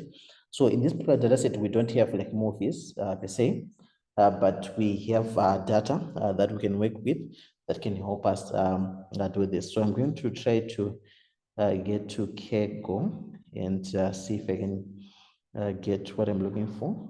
Okay, let me see. All right, what's going on here?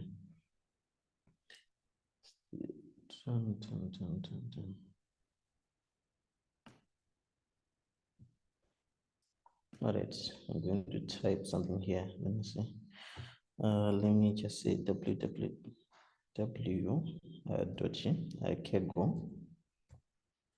kaggle.com.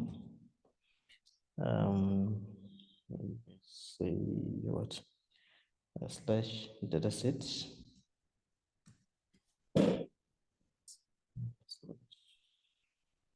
Datasets slash what?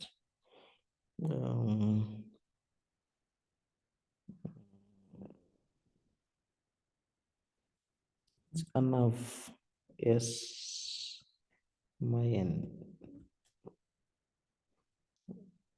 This one, Netflix.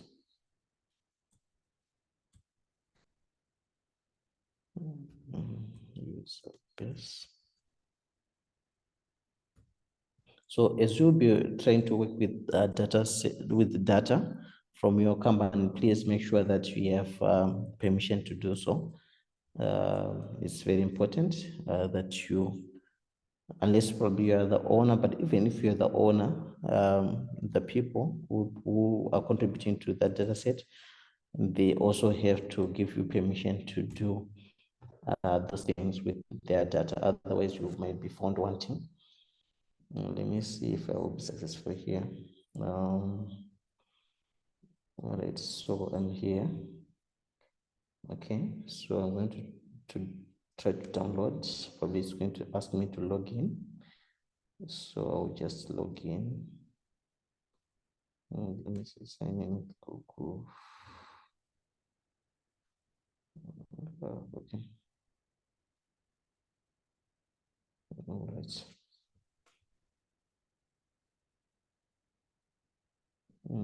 So I'm just going to pause share so that I can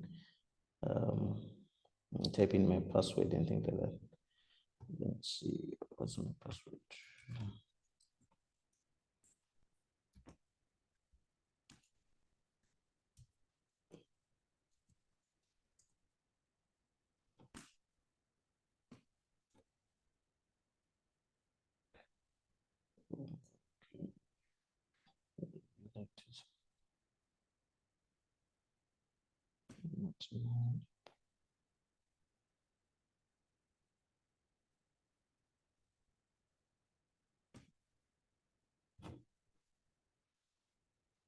Okay, so I'm going through the process.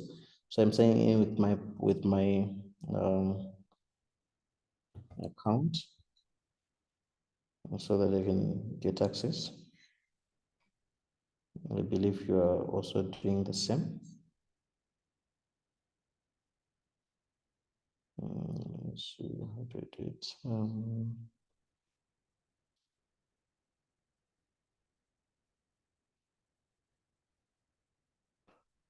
Okay. So, what's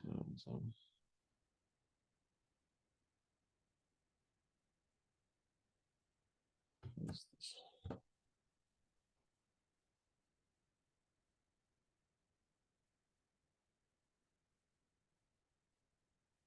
All right. Seems like it's going to take forever to do this. I'm supposed to be sent a code, which is supposed to confirm, but the code hasn't come yet. So,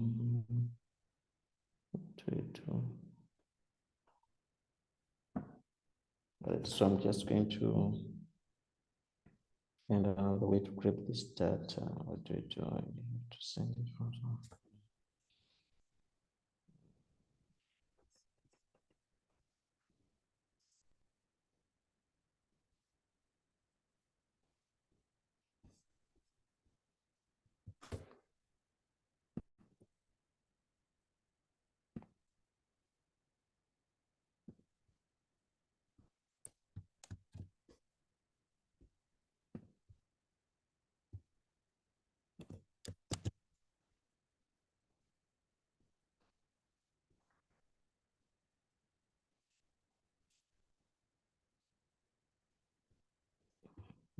Is it? Yes, I want to share a link with you. Right, chat.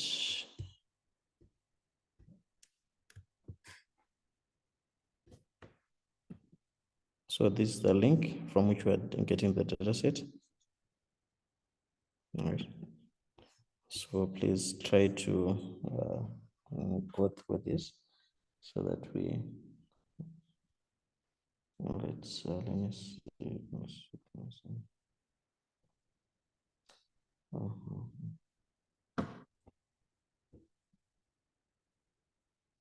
Okay, I didn't get any message. So let me send this data to myself.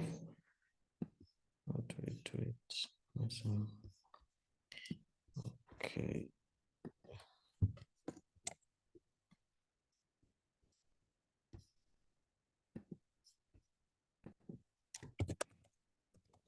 set disciplines.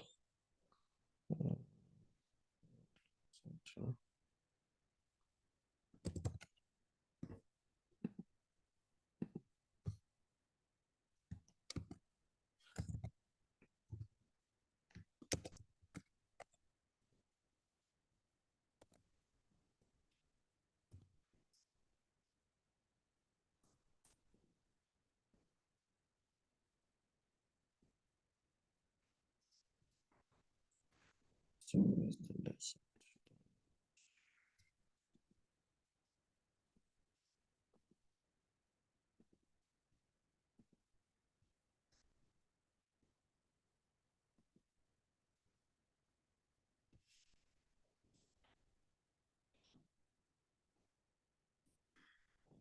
Okay.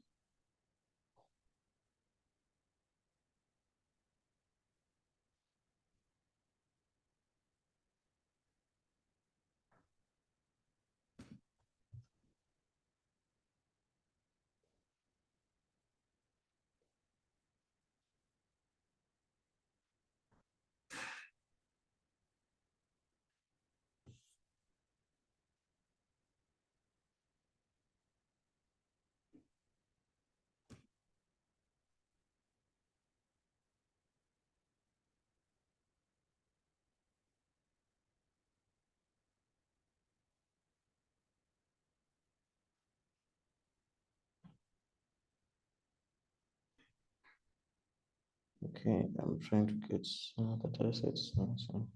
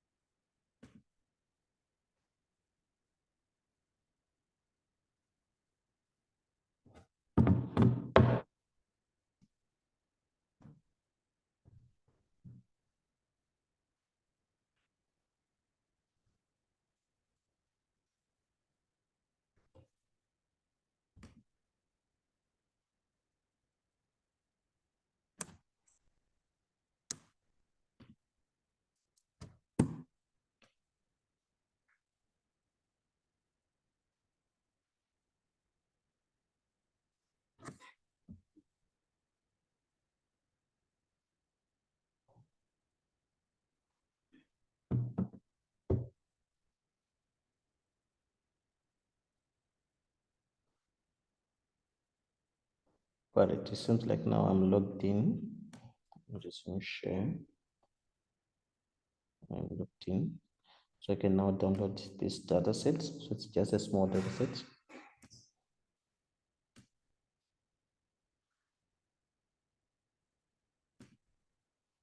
Now,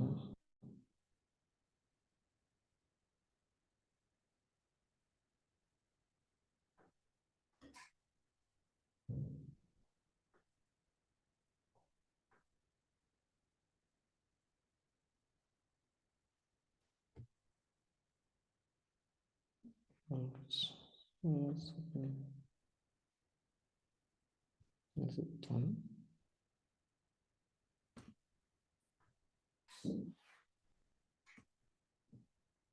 To get downloads, all right. It looks like it's done. So I'm supposed to, so what you do, I think from the folder from which you created your, like from the folder that you, from which you created your Kaggle, so from which you created your, the file that we're working on, which is the Jupyter Notebook, you are supposed to make sure that this file that you've downloaded is located in that same folder, right? So I'm going to move mine to that location. So in this case, for me, it's documents. I think it has to do with machine learning. Let me see.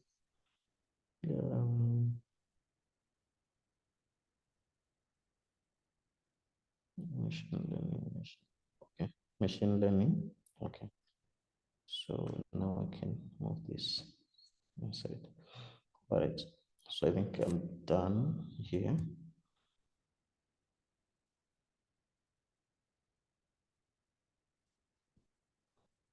All right, so it's a CSV file that we've downloaded. So yeah, I think for me, I can now continue. So this is where we were, right? All right, so let's proceed. So what we, so from what I've done here, if you click, for example, home, there's probably one of the tabs that we have that is probably written home. So within home, that's where you're supposed to find this file that we're working with. So you can see I've copied mine into this. So I've gone through my computer, moving the file that I've downloaded into that particular folder, in the same folder, right? So now once it's in the same folder, I can continue with what we're doing, right? So now we can continue. So let's see.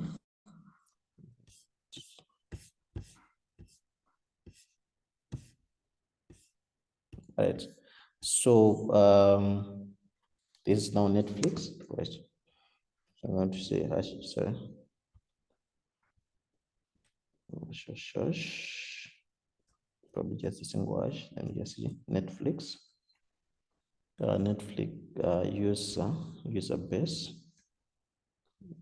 data set.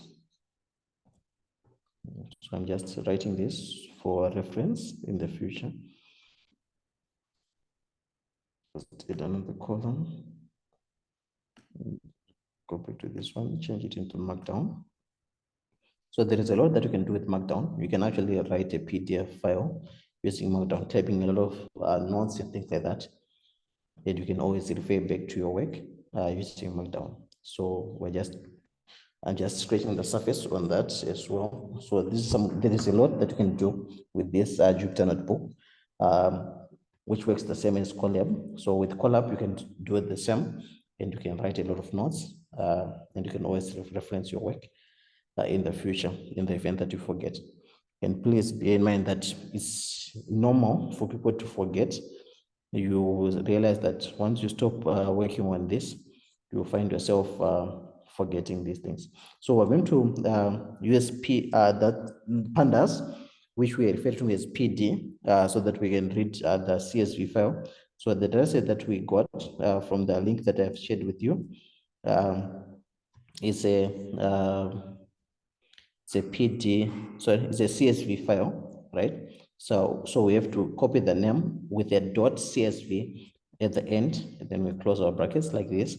So it's Netflix, and there is space in between user base .csv. So we are just reading it from our computer. But if for any reason you are referencing a certain path where we have this file, you can always add some other values before this, some other folders that you need to browse through for you to get to that. All right, but I'm not going to do that. So now we're going to just run this. So as you can see, we're successful. That means we now have our file. So if I run df, then you can see this is our data set, and it has been loaded into a data frame. And you can see this data is to some extent the same as the data set that we had before.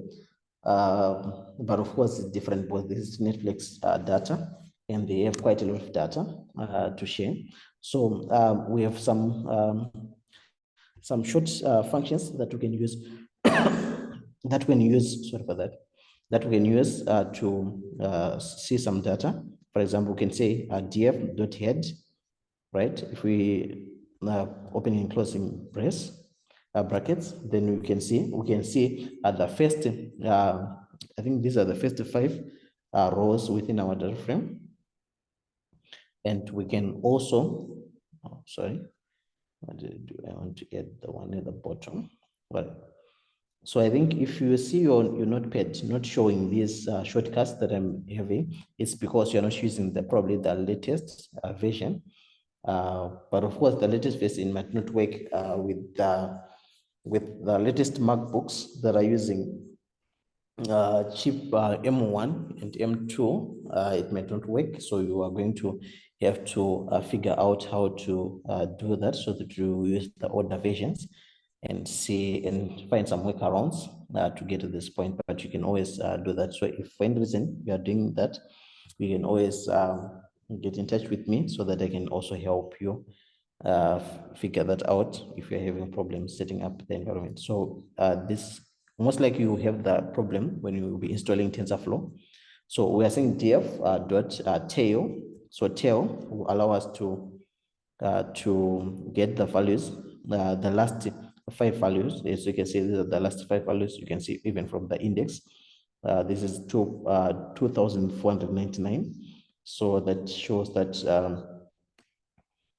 the values that we have, that means this value is actually 2,500, not because remember our indexes start counting from 0.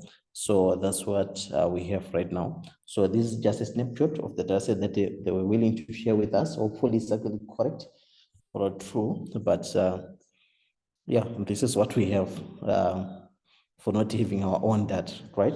So we're going to just browse through this data set so that we know how to deal with it. But of course, we're just going to scrape the surface again so that we be on time. So I'm going to just say hist. So POT, remember POT is the matplotlib. Then I say df, opening corner bracket. Then I'm going to copy this name, which is subscription type. So subscription type, then closing bracket, right? So if I do this, then I will be in a position to, right? I think I'm seeing a lot of gibberish things here. Let me try to write PLT.show and see if that goes away. All right, that goes away. All right, so now I can show this my table. This is my graph showing my bar chart showing the basic. So we only have 3, 1, 2, 3. That is basic, premium, and standard. These are the subscription types that they have at Netflix, and it looks like most people are using the basic. I don't know how much does it cost. Probably the basic is a bit reachable for most people. Probably say affordable for most people. All right, so I'm going to browse through and see also the data. So it's important to always go through this process to see your data before you just push it into the data frame. So before you just put it into into machine learning, so you need to know what type of data are you working with. So at this point, we're just going to do a bit, but of course, there is more that we can do when we'll be doing one-hot encoding to work with data like this. But for now, we're just going to throw it into the database, into the model, and see what comes out of it. So this is age. So I think age is just distributed differently. So we have from they're coming from range 25 up to 50 up to plus 50. That's like the range of age. Then the numbers are varying, right? But that's generally the range. But of course, we can always pick a better graph for this. But I'm just going to use the same so that we keep ourselves consistent. So this is us showing this data. But the other things that you're going to notice that in this particular case, I've seen that in our data set, we have user ID, we have subscription type, we have monthly revenue, joining date, and last payment date, and country, age. There's also gender. There's also device. These are the device types. Like we have smart TVs, laptops, tablets. I think phones will be there as well. Then we have plunging, duration. then country from which people are using this. So let's see what are these countries from which people are using Netflix. But at least for this data set, it may not be as accurate, because I know we have a lot of Zimbabweans also that are using Netflix. I don't know if that's not the case. I think from this class, we might have some, right, that are using Netflix. Let me see. Okay. All right. Yeah, this part.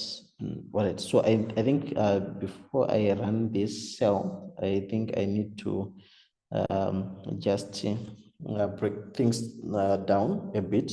So we are familiar with DF country, right? We are familiar with the DF country like this. So if I run it, you know this, we've done this before, right? We are running this before. But now I think we have heard about what we call a set. A set is we have a function that we call a set within Python, and it is the same as the sets that we worked with when we were in high school, whereby we knew that a set will give us distinct values that we need to use. So in this case, it does the same. So a set will give us, in this particular case, it will give us this object, which is the type of a set. So a set, as you can see, the set, it has braces like this. It's different. It's not this is not a dictionary. This is a set, right? So we've created a set. So if we check, for example, if we were to put type here, so type, we put this within type, we run this, you can see that it's a set, right? So I'm going to just remove type here. So this is the set that we have, but we can always convert this set into a list. So this is what I'm doing here. So I'm just surrounding this with the list. Then I run this, then I have a list, this corner bracket and dot, then that's it, right? So so I think we might be on the same page right now. So I can just say countries, right? Then you can see these are the countries in the list. So I think after doing this, so you can see these are the countries that we have: United States, Mexico, Brazil, Spain, Italy, Australia, Germany, Canada, France, and United Kingdom. Of course, they didn't add some of the African countries and the Asian countries.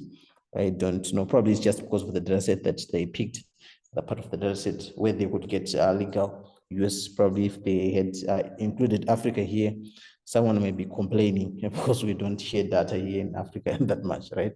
But anyways, probably that is not the case, but let's just continue. So subscription types. So I'm just going to copy this part so that I avoid typing all the time.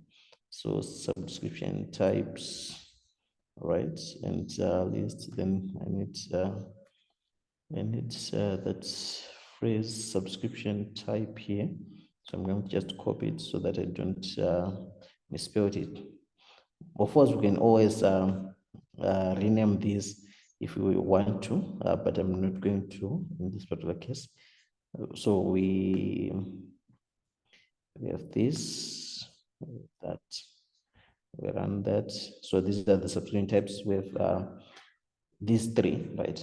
So these are, so instead of asking yourself how many subscription types do they have and things like that, you can always see that within less than a second, you can actually see regardless of how big the data set is. In this particular case, the data set is like 2.5 records, but imagine it managed to go through all the records and tell us the values that are there, right? So let's do the same so that we are, well, this part is very important so that we know what we're dealing with, right? So we can have a device. here. So I'm going to just say devices, devices.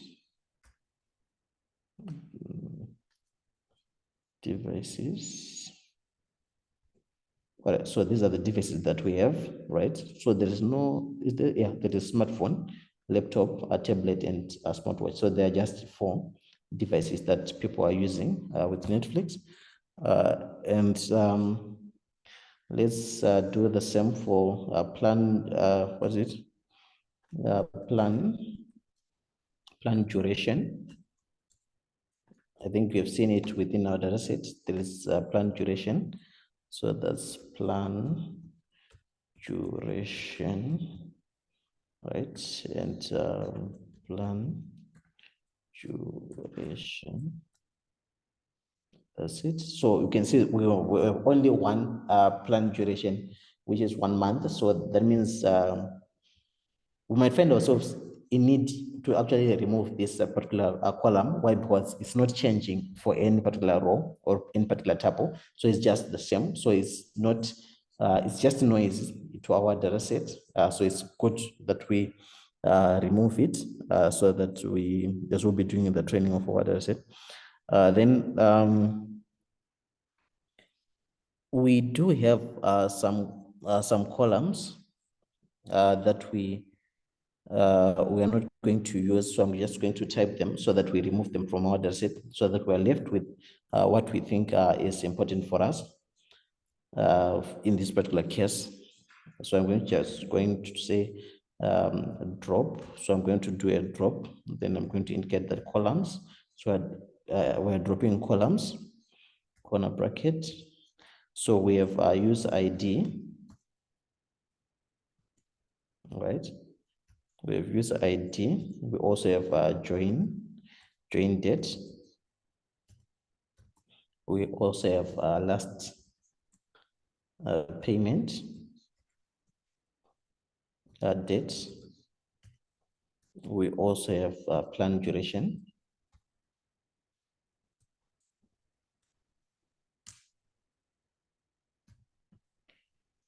All right.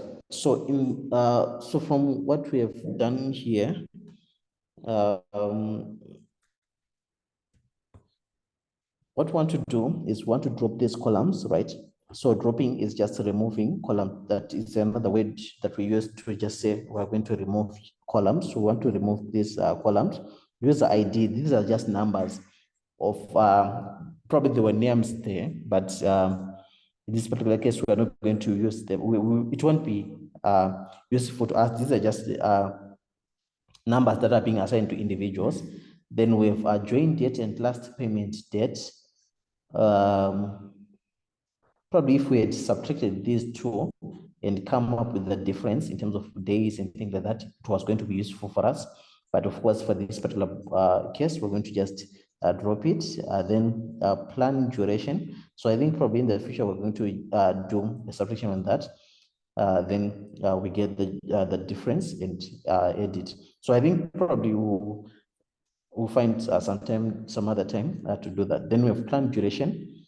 Plan duration, we said we have 1 month for everyone, so it won't be useful for us. So if we run this, we have our data set like this. So now we have a smaller data set with data that is a bit more meaningful for us.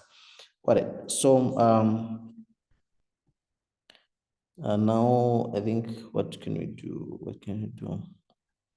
All right, so we're going to try to, this process is a bit, it takes a bit of time, but we're going to just, please, I'm going to ask you to bear with me as we'll be doing this. All right, so what we need to, as you can see, from the data set that we've worked with before, I think you've noticed that we're working with numbers, right? So in machine learning, we need to use numbers. We're not going to use this type of the text like this. We have to work with numbers. So this is what we're going to do. So we need to give these letters. So these strings. We need to assign these strings to numbers so that we have only numbers within our data set. But in the future, I think we're going to talk about what we refer to as one-hot encode. But in this particular case, I'm just going to keep things simple so that we just apply what we have learned from before, so that we know. So one working code is something that we use when we're working with data that is character based. Like for example, this one, we have basic, premium, and standard. These are character based. This is just saying, we're saying we have a class code basic, we have a class code premium, and we have a class code standard. So that's an example of where we need to use one working code. But in this particular case, we're not going to get into one working code. We're just going to keep our problem simple. All right. So then, so now it's time for us to convert this. So please bear with me as we'll be doing this. So it's a bit of a lot of typing, which is a bit repetitive, but let's do that. So data. Wait. Okay. Right. So is equal to data. So remember, we're using df, but we have assigned our new data set to data. Now it's now data. That's why we're using data like this.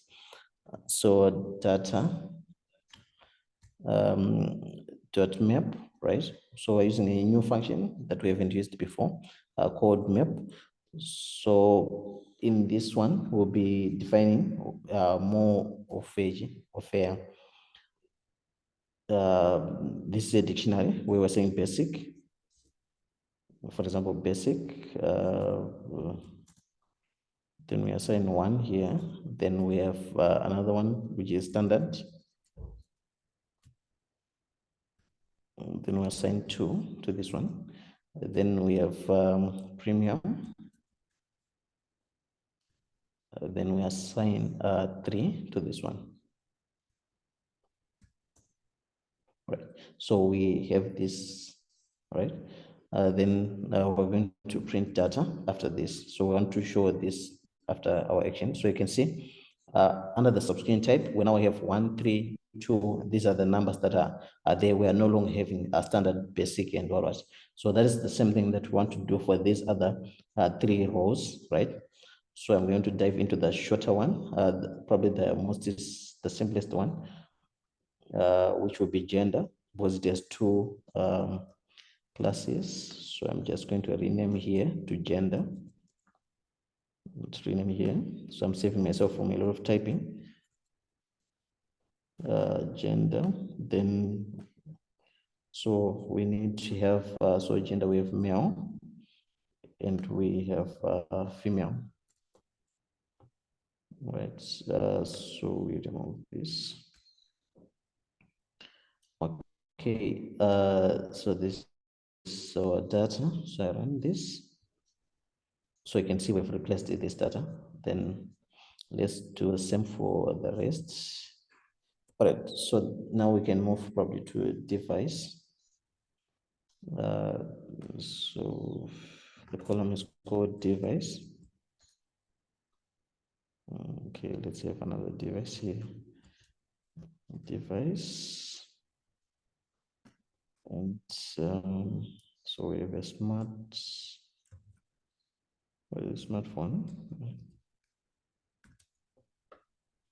Smartphone.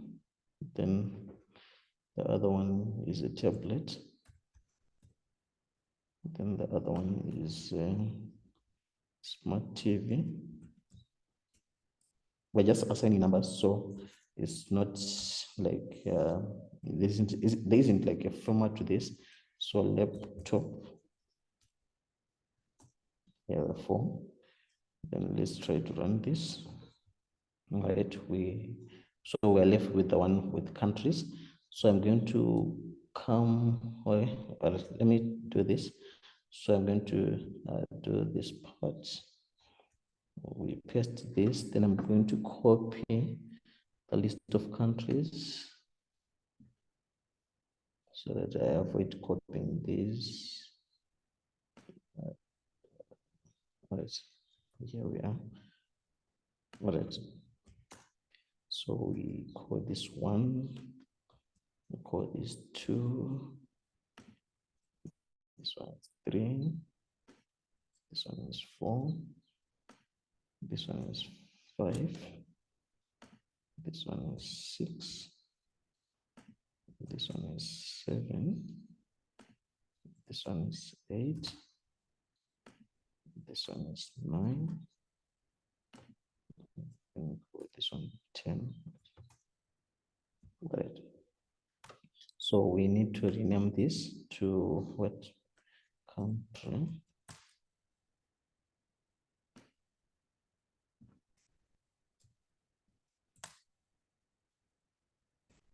All right. So now our data set is good. We can we now have only numbers besides the column names. Right. Now we need to get to the part where we do the training. All right. But I'm going to just say rename. So to reorder my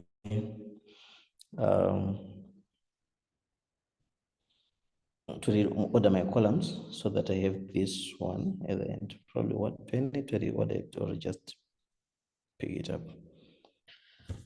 Well, let me try to just pick it up. Let me see. Can I just pick it up?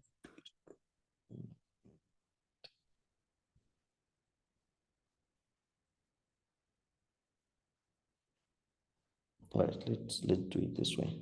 So let's let me try this. So let me say labels is equal to data dot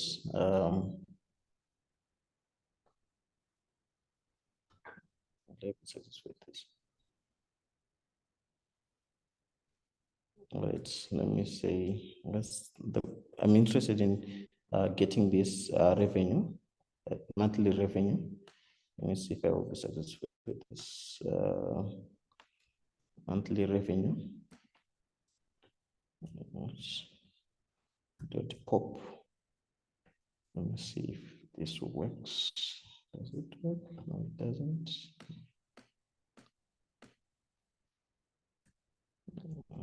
But this one worked. So if I say, for example, labels, you can see that I have only the monthly revenue from this, right? Then so let me print data and see what is it that I'm left with. All right, so okay. Well, so I'm going to do a drop. So I'm going to say features is equal to data dot drop. Remember, we used this before. We said columns is equal to, then we provided an array where we said, so want to drop this monthly revenue. Let's see, hopefully we didn't make any errors. All right, let's see. Features. We could have used data frame.log, but it was going to involve a lot of typing in the names of those columns. So we now have features and labels. Remember, I said the X values are the ones that we can refer to as features, and the labels are the ones that we can refer to as the X values. So we need to now get to the point where we split our data so that we have the training data and also the testing data. So to do that, I think I need something that I'm not so sure if I had installed before. What do I do? Do I have it? Scikit-learn? I think I didn't talk about scikit-learn. So let me see. Let me see if I have it here. All right. So we say from sklearn dot model underscore selection import train test split. It's all right. So I'm getting an error here that indicates that I don't have sklearn. So I'm going to quickly install sklearn and join you. So okay, let's see. How do I do it quickly? All right, so I'm going to say pip install scikit-learn.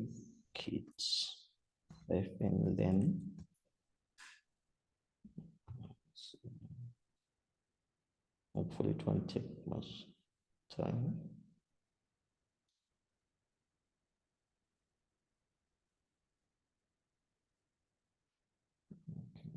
So this is a package that I'm installing. So I'm going to share with you what I've typed in.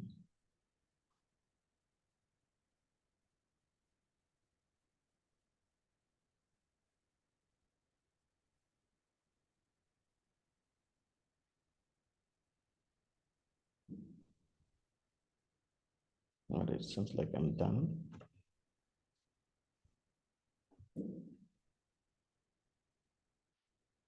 So I had to close my Jupyter notebook for a moment. So I think that's why I'm having this error. Where is it going?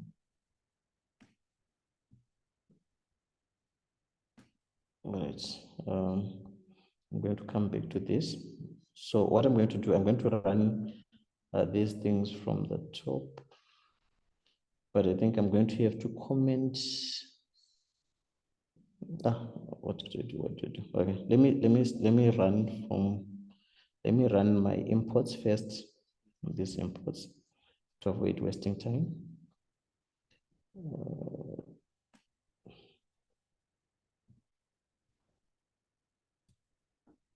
right.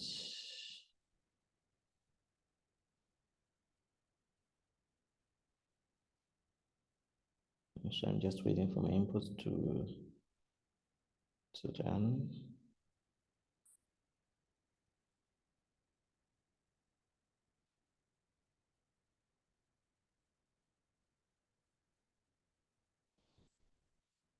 Okay.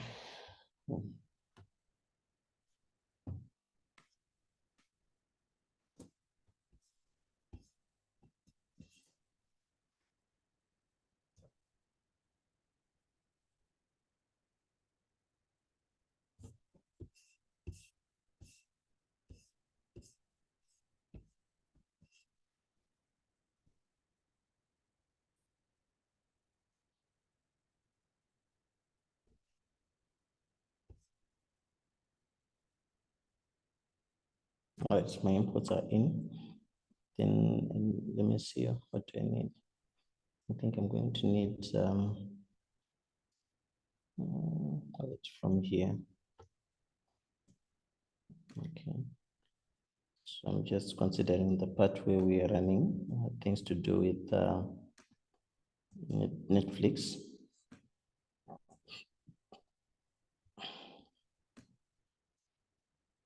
All right, I can skip some of these things. So I'm not going to be using them. Then I do this. Then I run this one.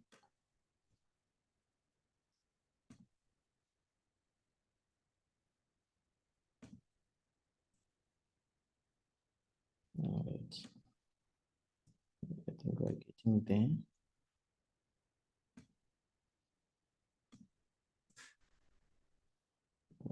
Let's try this again. All right, now we're importing sklearn, what we're looking for.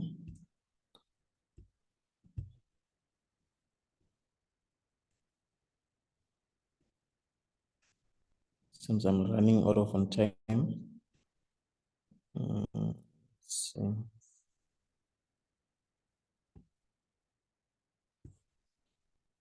so we're now creating the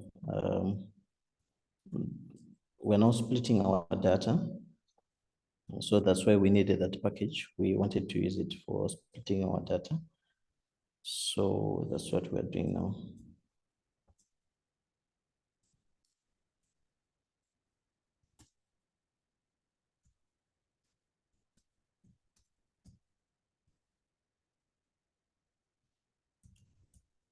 So we're splitting our data into a training and testing sets.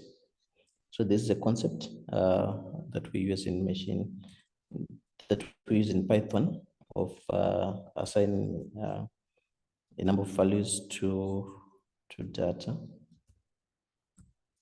So of assigning a number of values to our variables using a single line. So it's important that you get used to it, because it saves a lot of time, and it will be better for you to get familiar with it. It's not usually found in some of the programming languages that we have. So, 0.33. So I'm just trying to get 1/3 this particular case.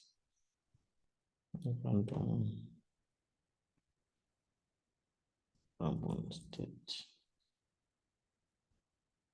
42.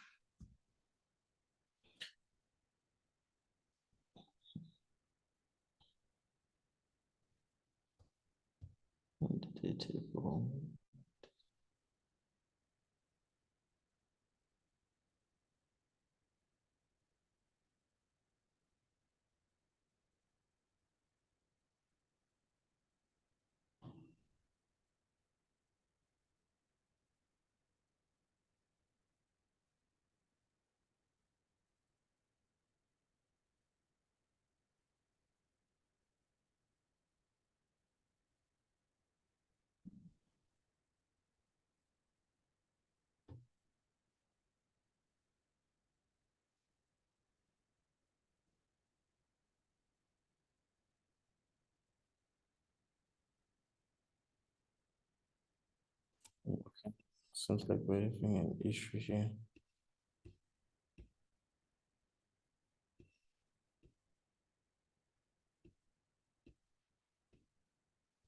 Wait, let's do it this way.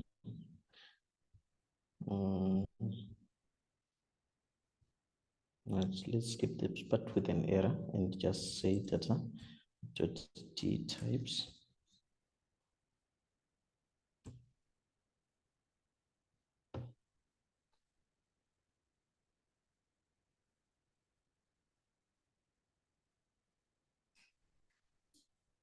Is it saying object data object? Okay, for this then. So where's the error come from?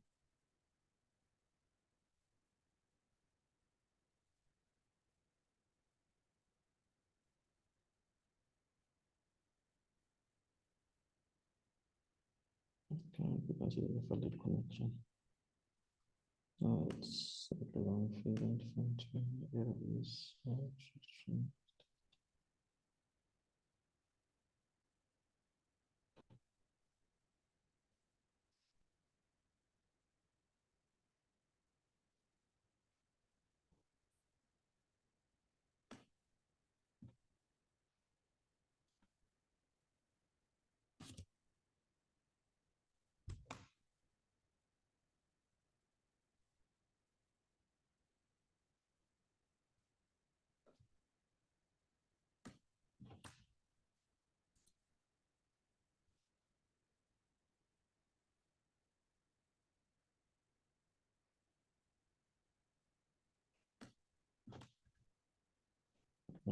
levels and features.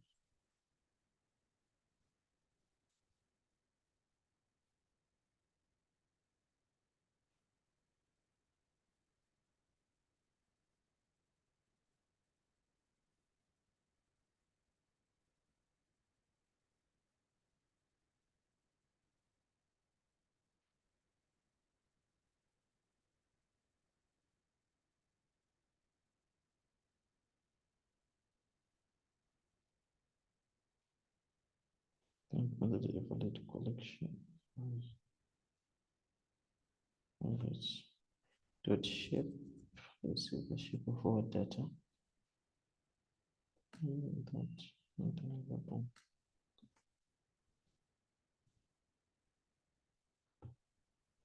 oh, okay, all right, right. Oh, okay. It's supposed to be labels. Oh, all right, so our problem here is coming from the labels, the way we created the labels. So the label is not a data frame in this particular case. These are our labels. Let me try to see if we can see it. Right, so yes, we can see it. But let me see what type is it.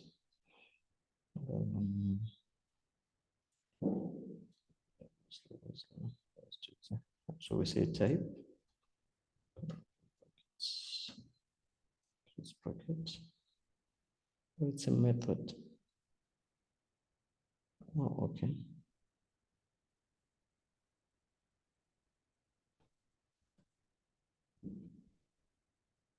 So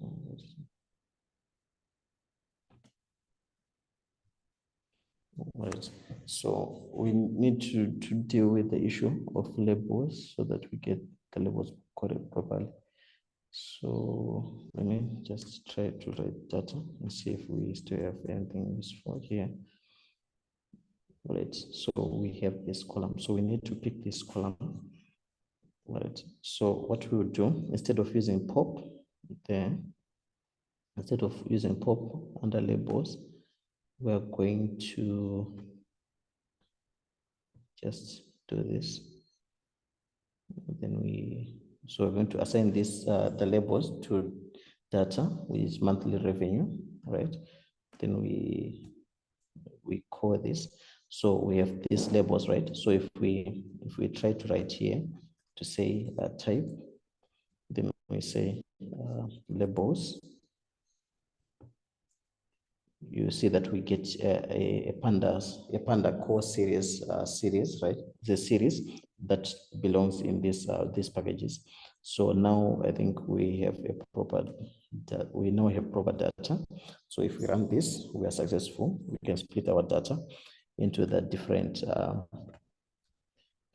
sorry for that. Let's proceed. All right. What you need to do. So now we have our features, we now have our labels, we now have our training and testing data. So we can just use SIP1 so that we have a look at it, at our data plots. Let me just call this train.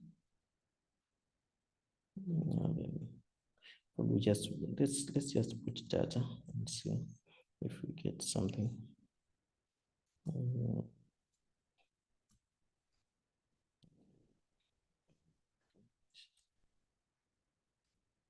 Let's go to KDE.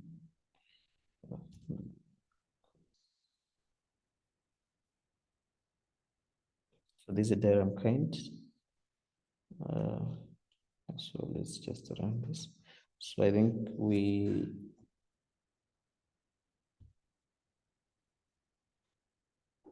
have seen ourselves using Seaborn before, talking about importing Seaborn before. So I do that we but oh, okay. So these are the graphs that we have. I don't have much time to explain this, but you can see under gender, we have male and female, right? Under devices, we have these three devices. These are the countries, right? And with the monthly revenue. So this is just showing the distribution of our data. But anyways, I'm going to just skip this part and I'll try to move a bit faster. So describe. So data to describe. So you can see this more about the description of your data. You can see in terms of the mean, the standard deviation, the marks, and things like that. So you can see the maximum values. You can just have a quick view of your data. You can as well transpose this data to see more on this data. So transpose. This is another function that we're calling on top of describe. Then we have within a bracket, sorry, a corner bracket within another corner bracket, where we can just define what we want to. So at times we might not want to show everything. You might be interested in just the mean, and so transpose will just bring these columns to this side. That's transpose. Then this column, indicating this column, you are just showing the number of things that you want to see.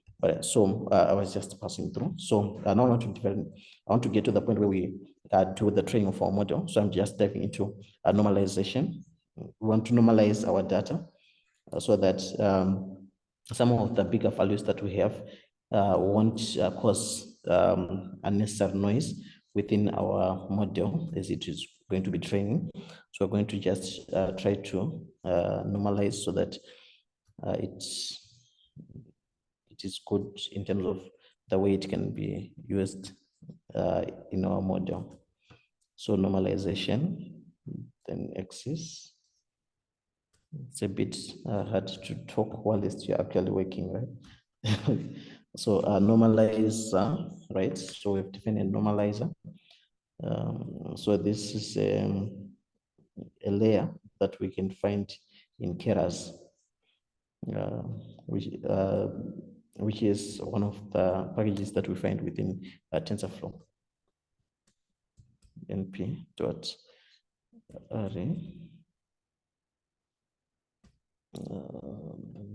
xtrain.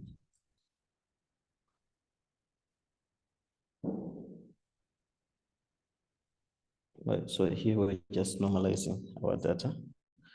Hopefully we didn't create an error.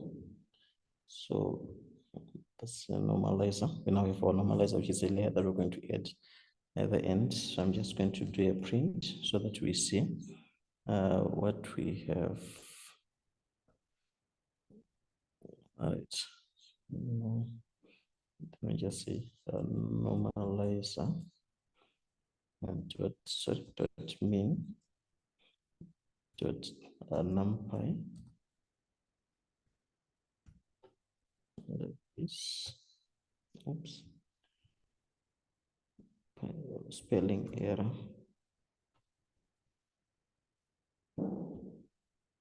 All right. So this the data that we have. This is just the mean. It's just getting the mean of the values that we have within our data set. So we can now say first, which is the first value that we have.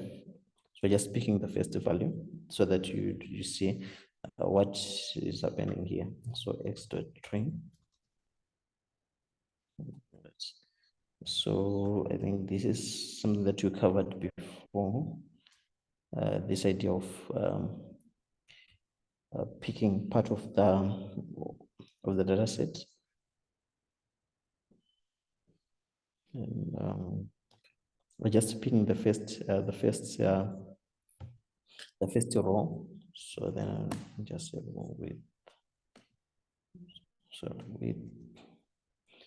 np np dot. Please understand that some of these things you don't have to claim them. They are not going to be in your head, all of it. So please don't be frightened. You will get used to it naturally as you'll be using so precision, not precious, precision. Let's go to suppress.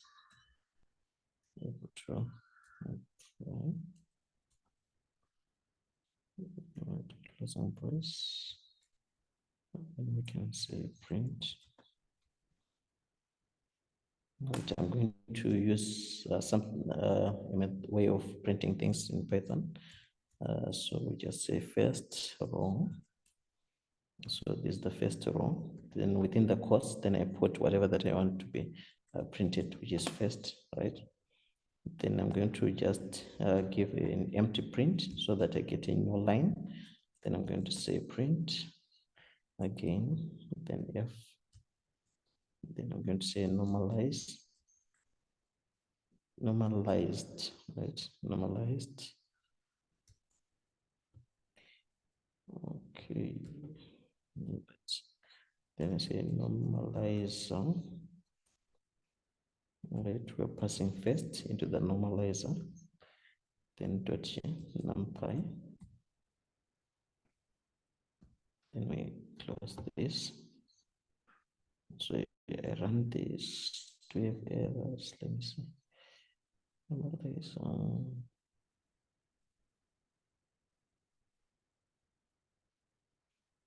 NumPy.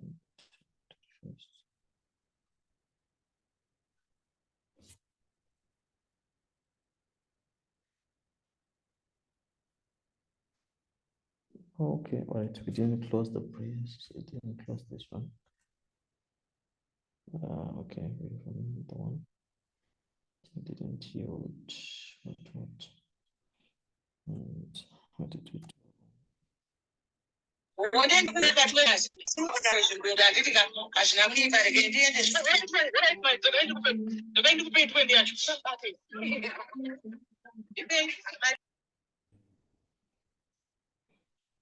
Suppress supposed to be true. Okay, yeah, now it works.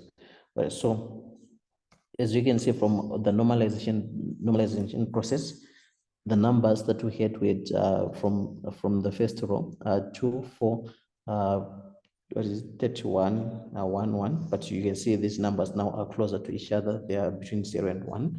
So this is what normalizer does. This is what normalizer does, and it helps our machine learning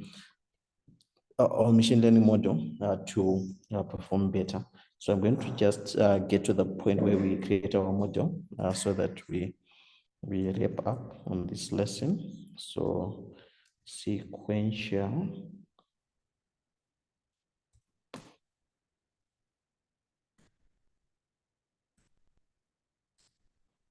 Let me close my brackets before. I think I've been having issues with brackets not being closed. All right, no Malaysia. That's one point with working with longer names. So tf.keras, tf.keras.layers dense units 1.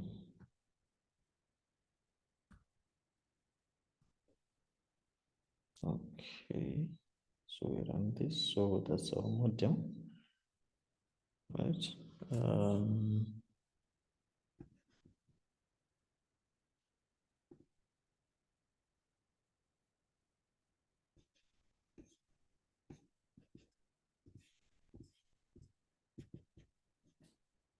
Right.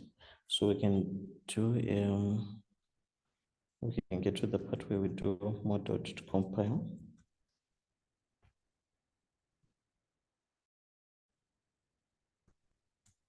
We're now compiling our model optimizer. So optimizer is still the same, but with a different learning rate. So we can say tf.keras dot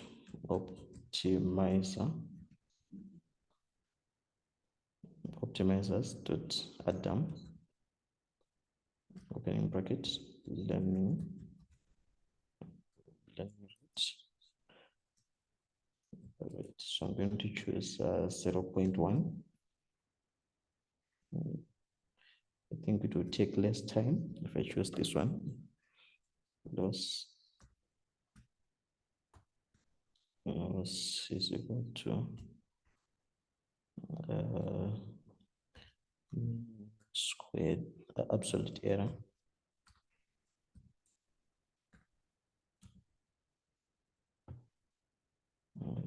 Let's run this. Then we move to the next next one, then we do another history is equal to model.fit.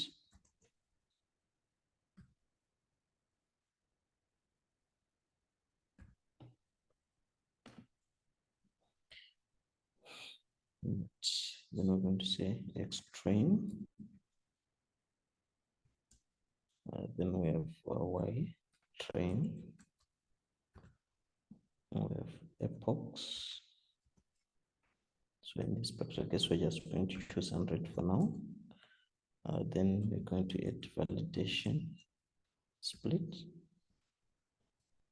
And we're going to assign 0.2 to it. All right, then we do what is verbose 1. Get verbose 1. Okay. So you can always add 0 if you don't want to see this stuff happening.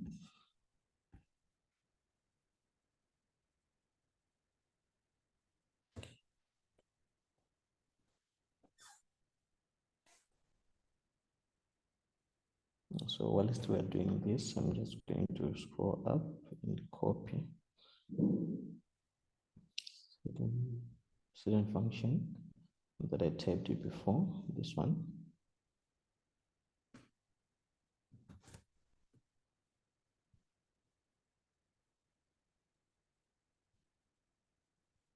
And the function is still running. I think we're almost done. We're done. So we add another column right below. And then we do this. So we're just going to use more or less, we're just renaming to utilize our function. So this is monthly revenue. And what's okay. So it's just showing our graph. That's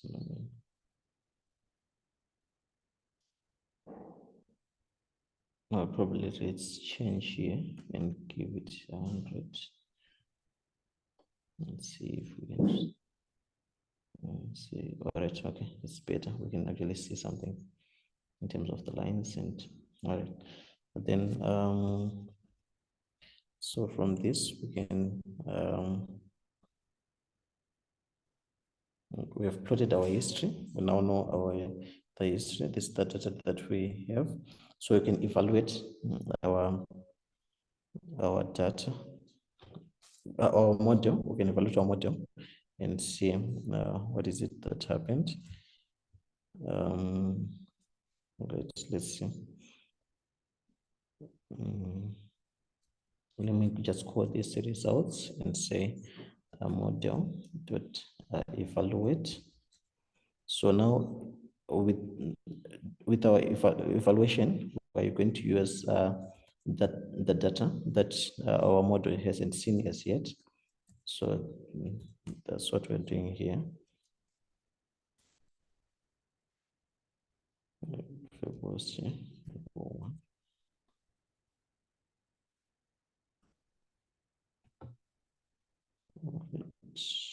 So we print the result. So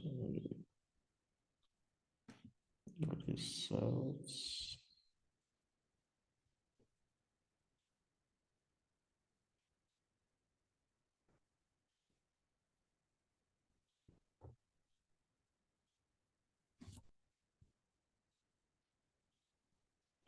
It's not showing anything what's happening.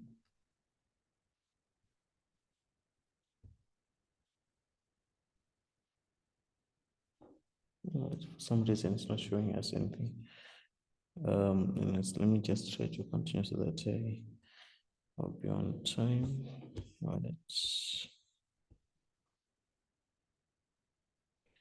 Got it. So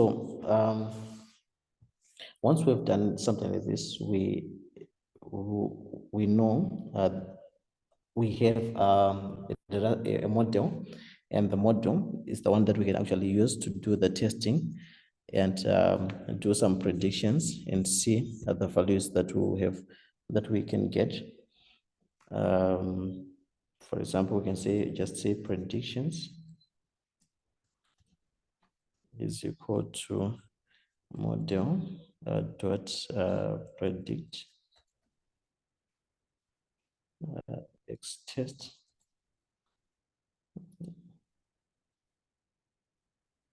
Predict x test, right?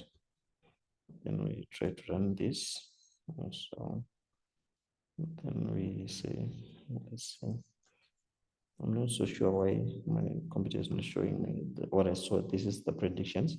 So you can compare this data that it has predicted versus the data that you are expecting to predict. So this is what it has predicted based on the data that we gave it.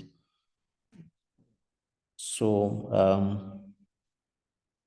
the thing that I was supposed to share with you, whenever you see this, the loss and the value loss graphs moving closer together and moving almost in the same line, that means your model is actually performing better.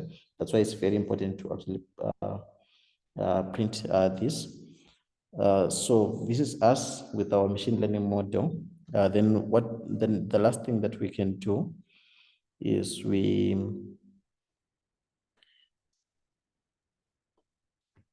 can save our model. For example, we can say model dot save, then we give it a name. So I'm just going to call it our model, right? Probably our Netflix model, so that we make sure that it makes sense when we'll be reading afterwards. So Netflix model. So we can do this model to save. So if we save our model, we'll be in a position to see our model. So in this case, our model, where is it? What happened? Let me check my folder. What it has been created, but I'm not so sure why it's not showing at bare home as yet.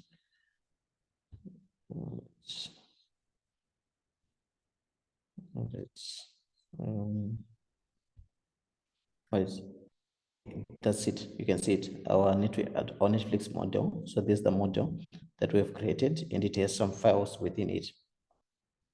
All right. So sorry. Okay. So once we have a model like this, so we can now share our model with anyone who needs our model. Let's say probably it's an API that we're supposed to share with our model, or we're supposed to use it somewhere else. We can always do that. Now, the last thing that we can do is to just retrieve that model so that we can see it. So we can do TF, we use TensorFlow dot keras dot models, sorry, models dot load model. So I'm just going to copy the name, because this is the model that we're trying to retrieve, right? So there we go. Then, so this is it. So when we just run this, so once we've done this, we have our model is loaded. So we can just say save the model, because this is the name that we gave it. Then we can just say dot summary. All right, so you can see this is the model that we had before, which had our normalization and our dense layer. So I think for now we'll end here. So what we have to understand is that working with models is something that you'll be doing for the next, I don't know, years, something that you have to get used to, but it's not going to be difficult. Probably the learning curve will be there for a moment, but once you grasp some of the concepts, you'll be able to follow through. So yeah, it might appear to be very difficult, but it isn't that difficult. You get used to it and you get familiar with Python. So Python has a lot of things that you can do with it. You can develop websites, APIs, and at times games, things, a lot of things that you can do with Python. So you won't be wasting your time when you'll be learning Python. You can do a lot of data analysis. You can do a lot of machine learning creation, as well as creating models, as well as utilizing those models in different respects in your life. So I do hope you're going to find this lesson helpful and you'll be in a position to carry this forward as you continue. So I think for now we can end here. I'm a bit tired on my side. I think we can always forward some questions if you have some questions so that we can address them. Thank you, guys.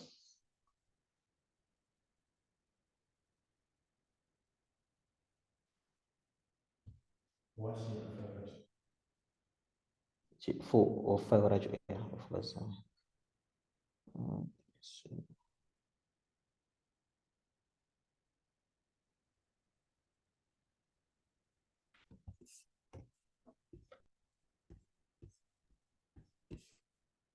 All right, thank you very much, Mr. Tarizera, for taking us through building our first model. Colleagues, do you have any questions? I know it has been a very long lecture, but it's critical and very important that we continue to practice this. We master the game. We always need to practice. Make sure that we master the concept of developing a machine learning model. And the good thing is the file that has been developed is going to be shared with us. So we can play around with the file. And also we're going to share this recording. So you can always refer to the recording, play with the file, save it with a different name, play around with the file, and master the whole concept of coming up with a machine learning model. And I'm sure during the week, we're also going maybe to give you some task, maybe a different data set, and then you develop your own model so that you perfect the whole process. Do we have any questions?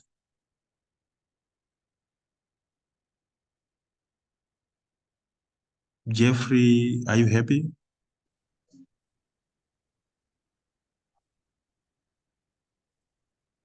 I can see Obey, you've got something to say. Go ahead. Okay, I'm saying, you know, when new data is coming to your head, you might not sure if you have a question or so we'll follow through. I think if the recording is shared early so that we follow what has been what we have been taught, I think it will be good for us. Yeah, precisely. You're right.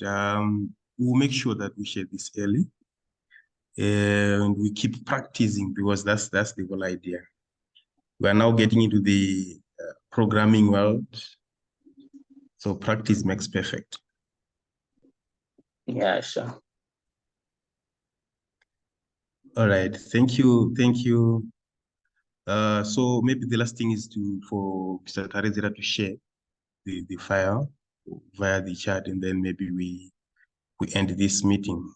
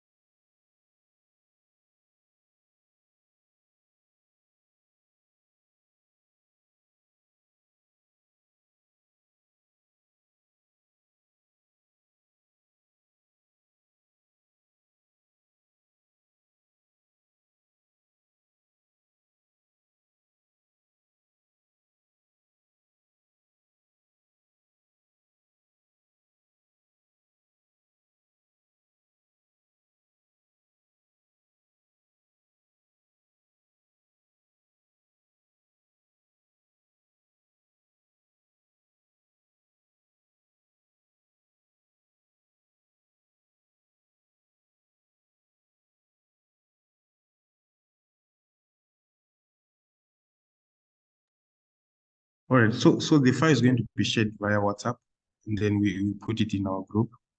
Then you load it on your Jupyter notebook. Then you create another file, you play around with it, you practice and what have you.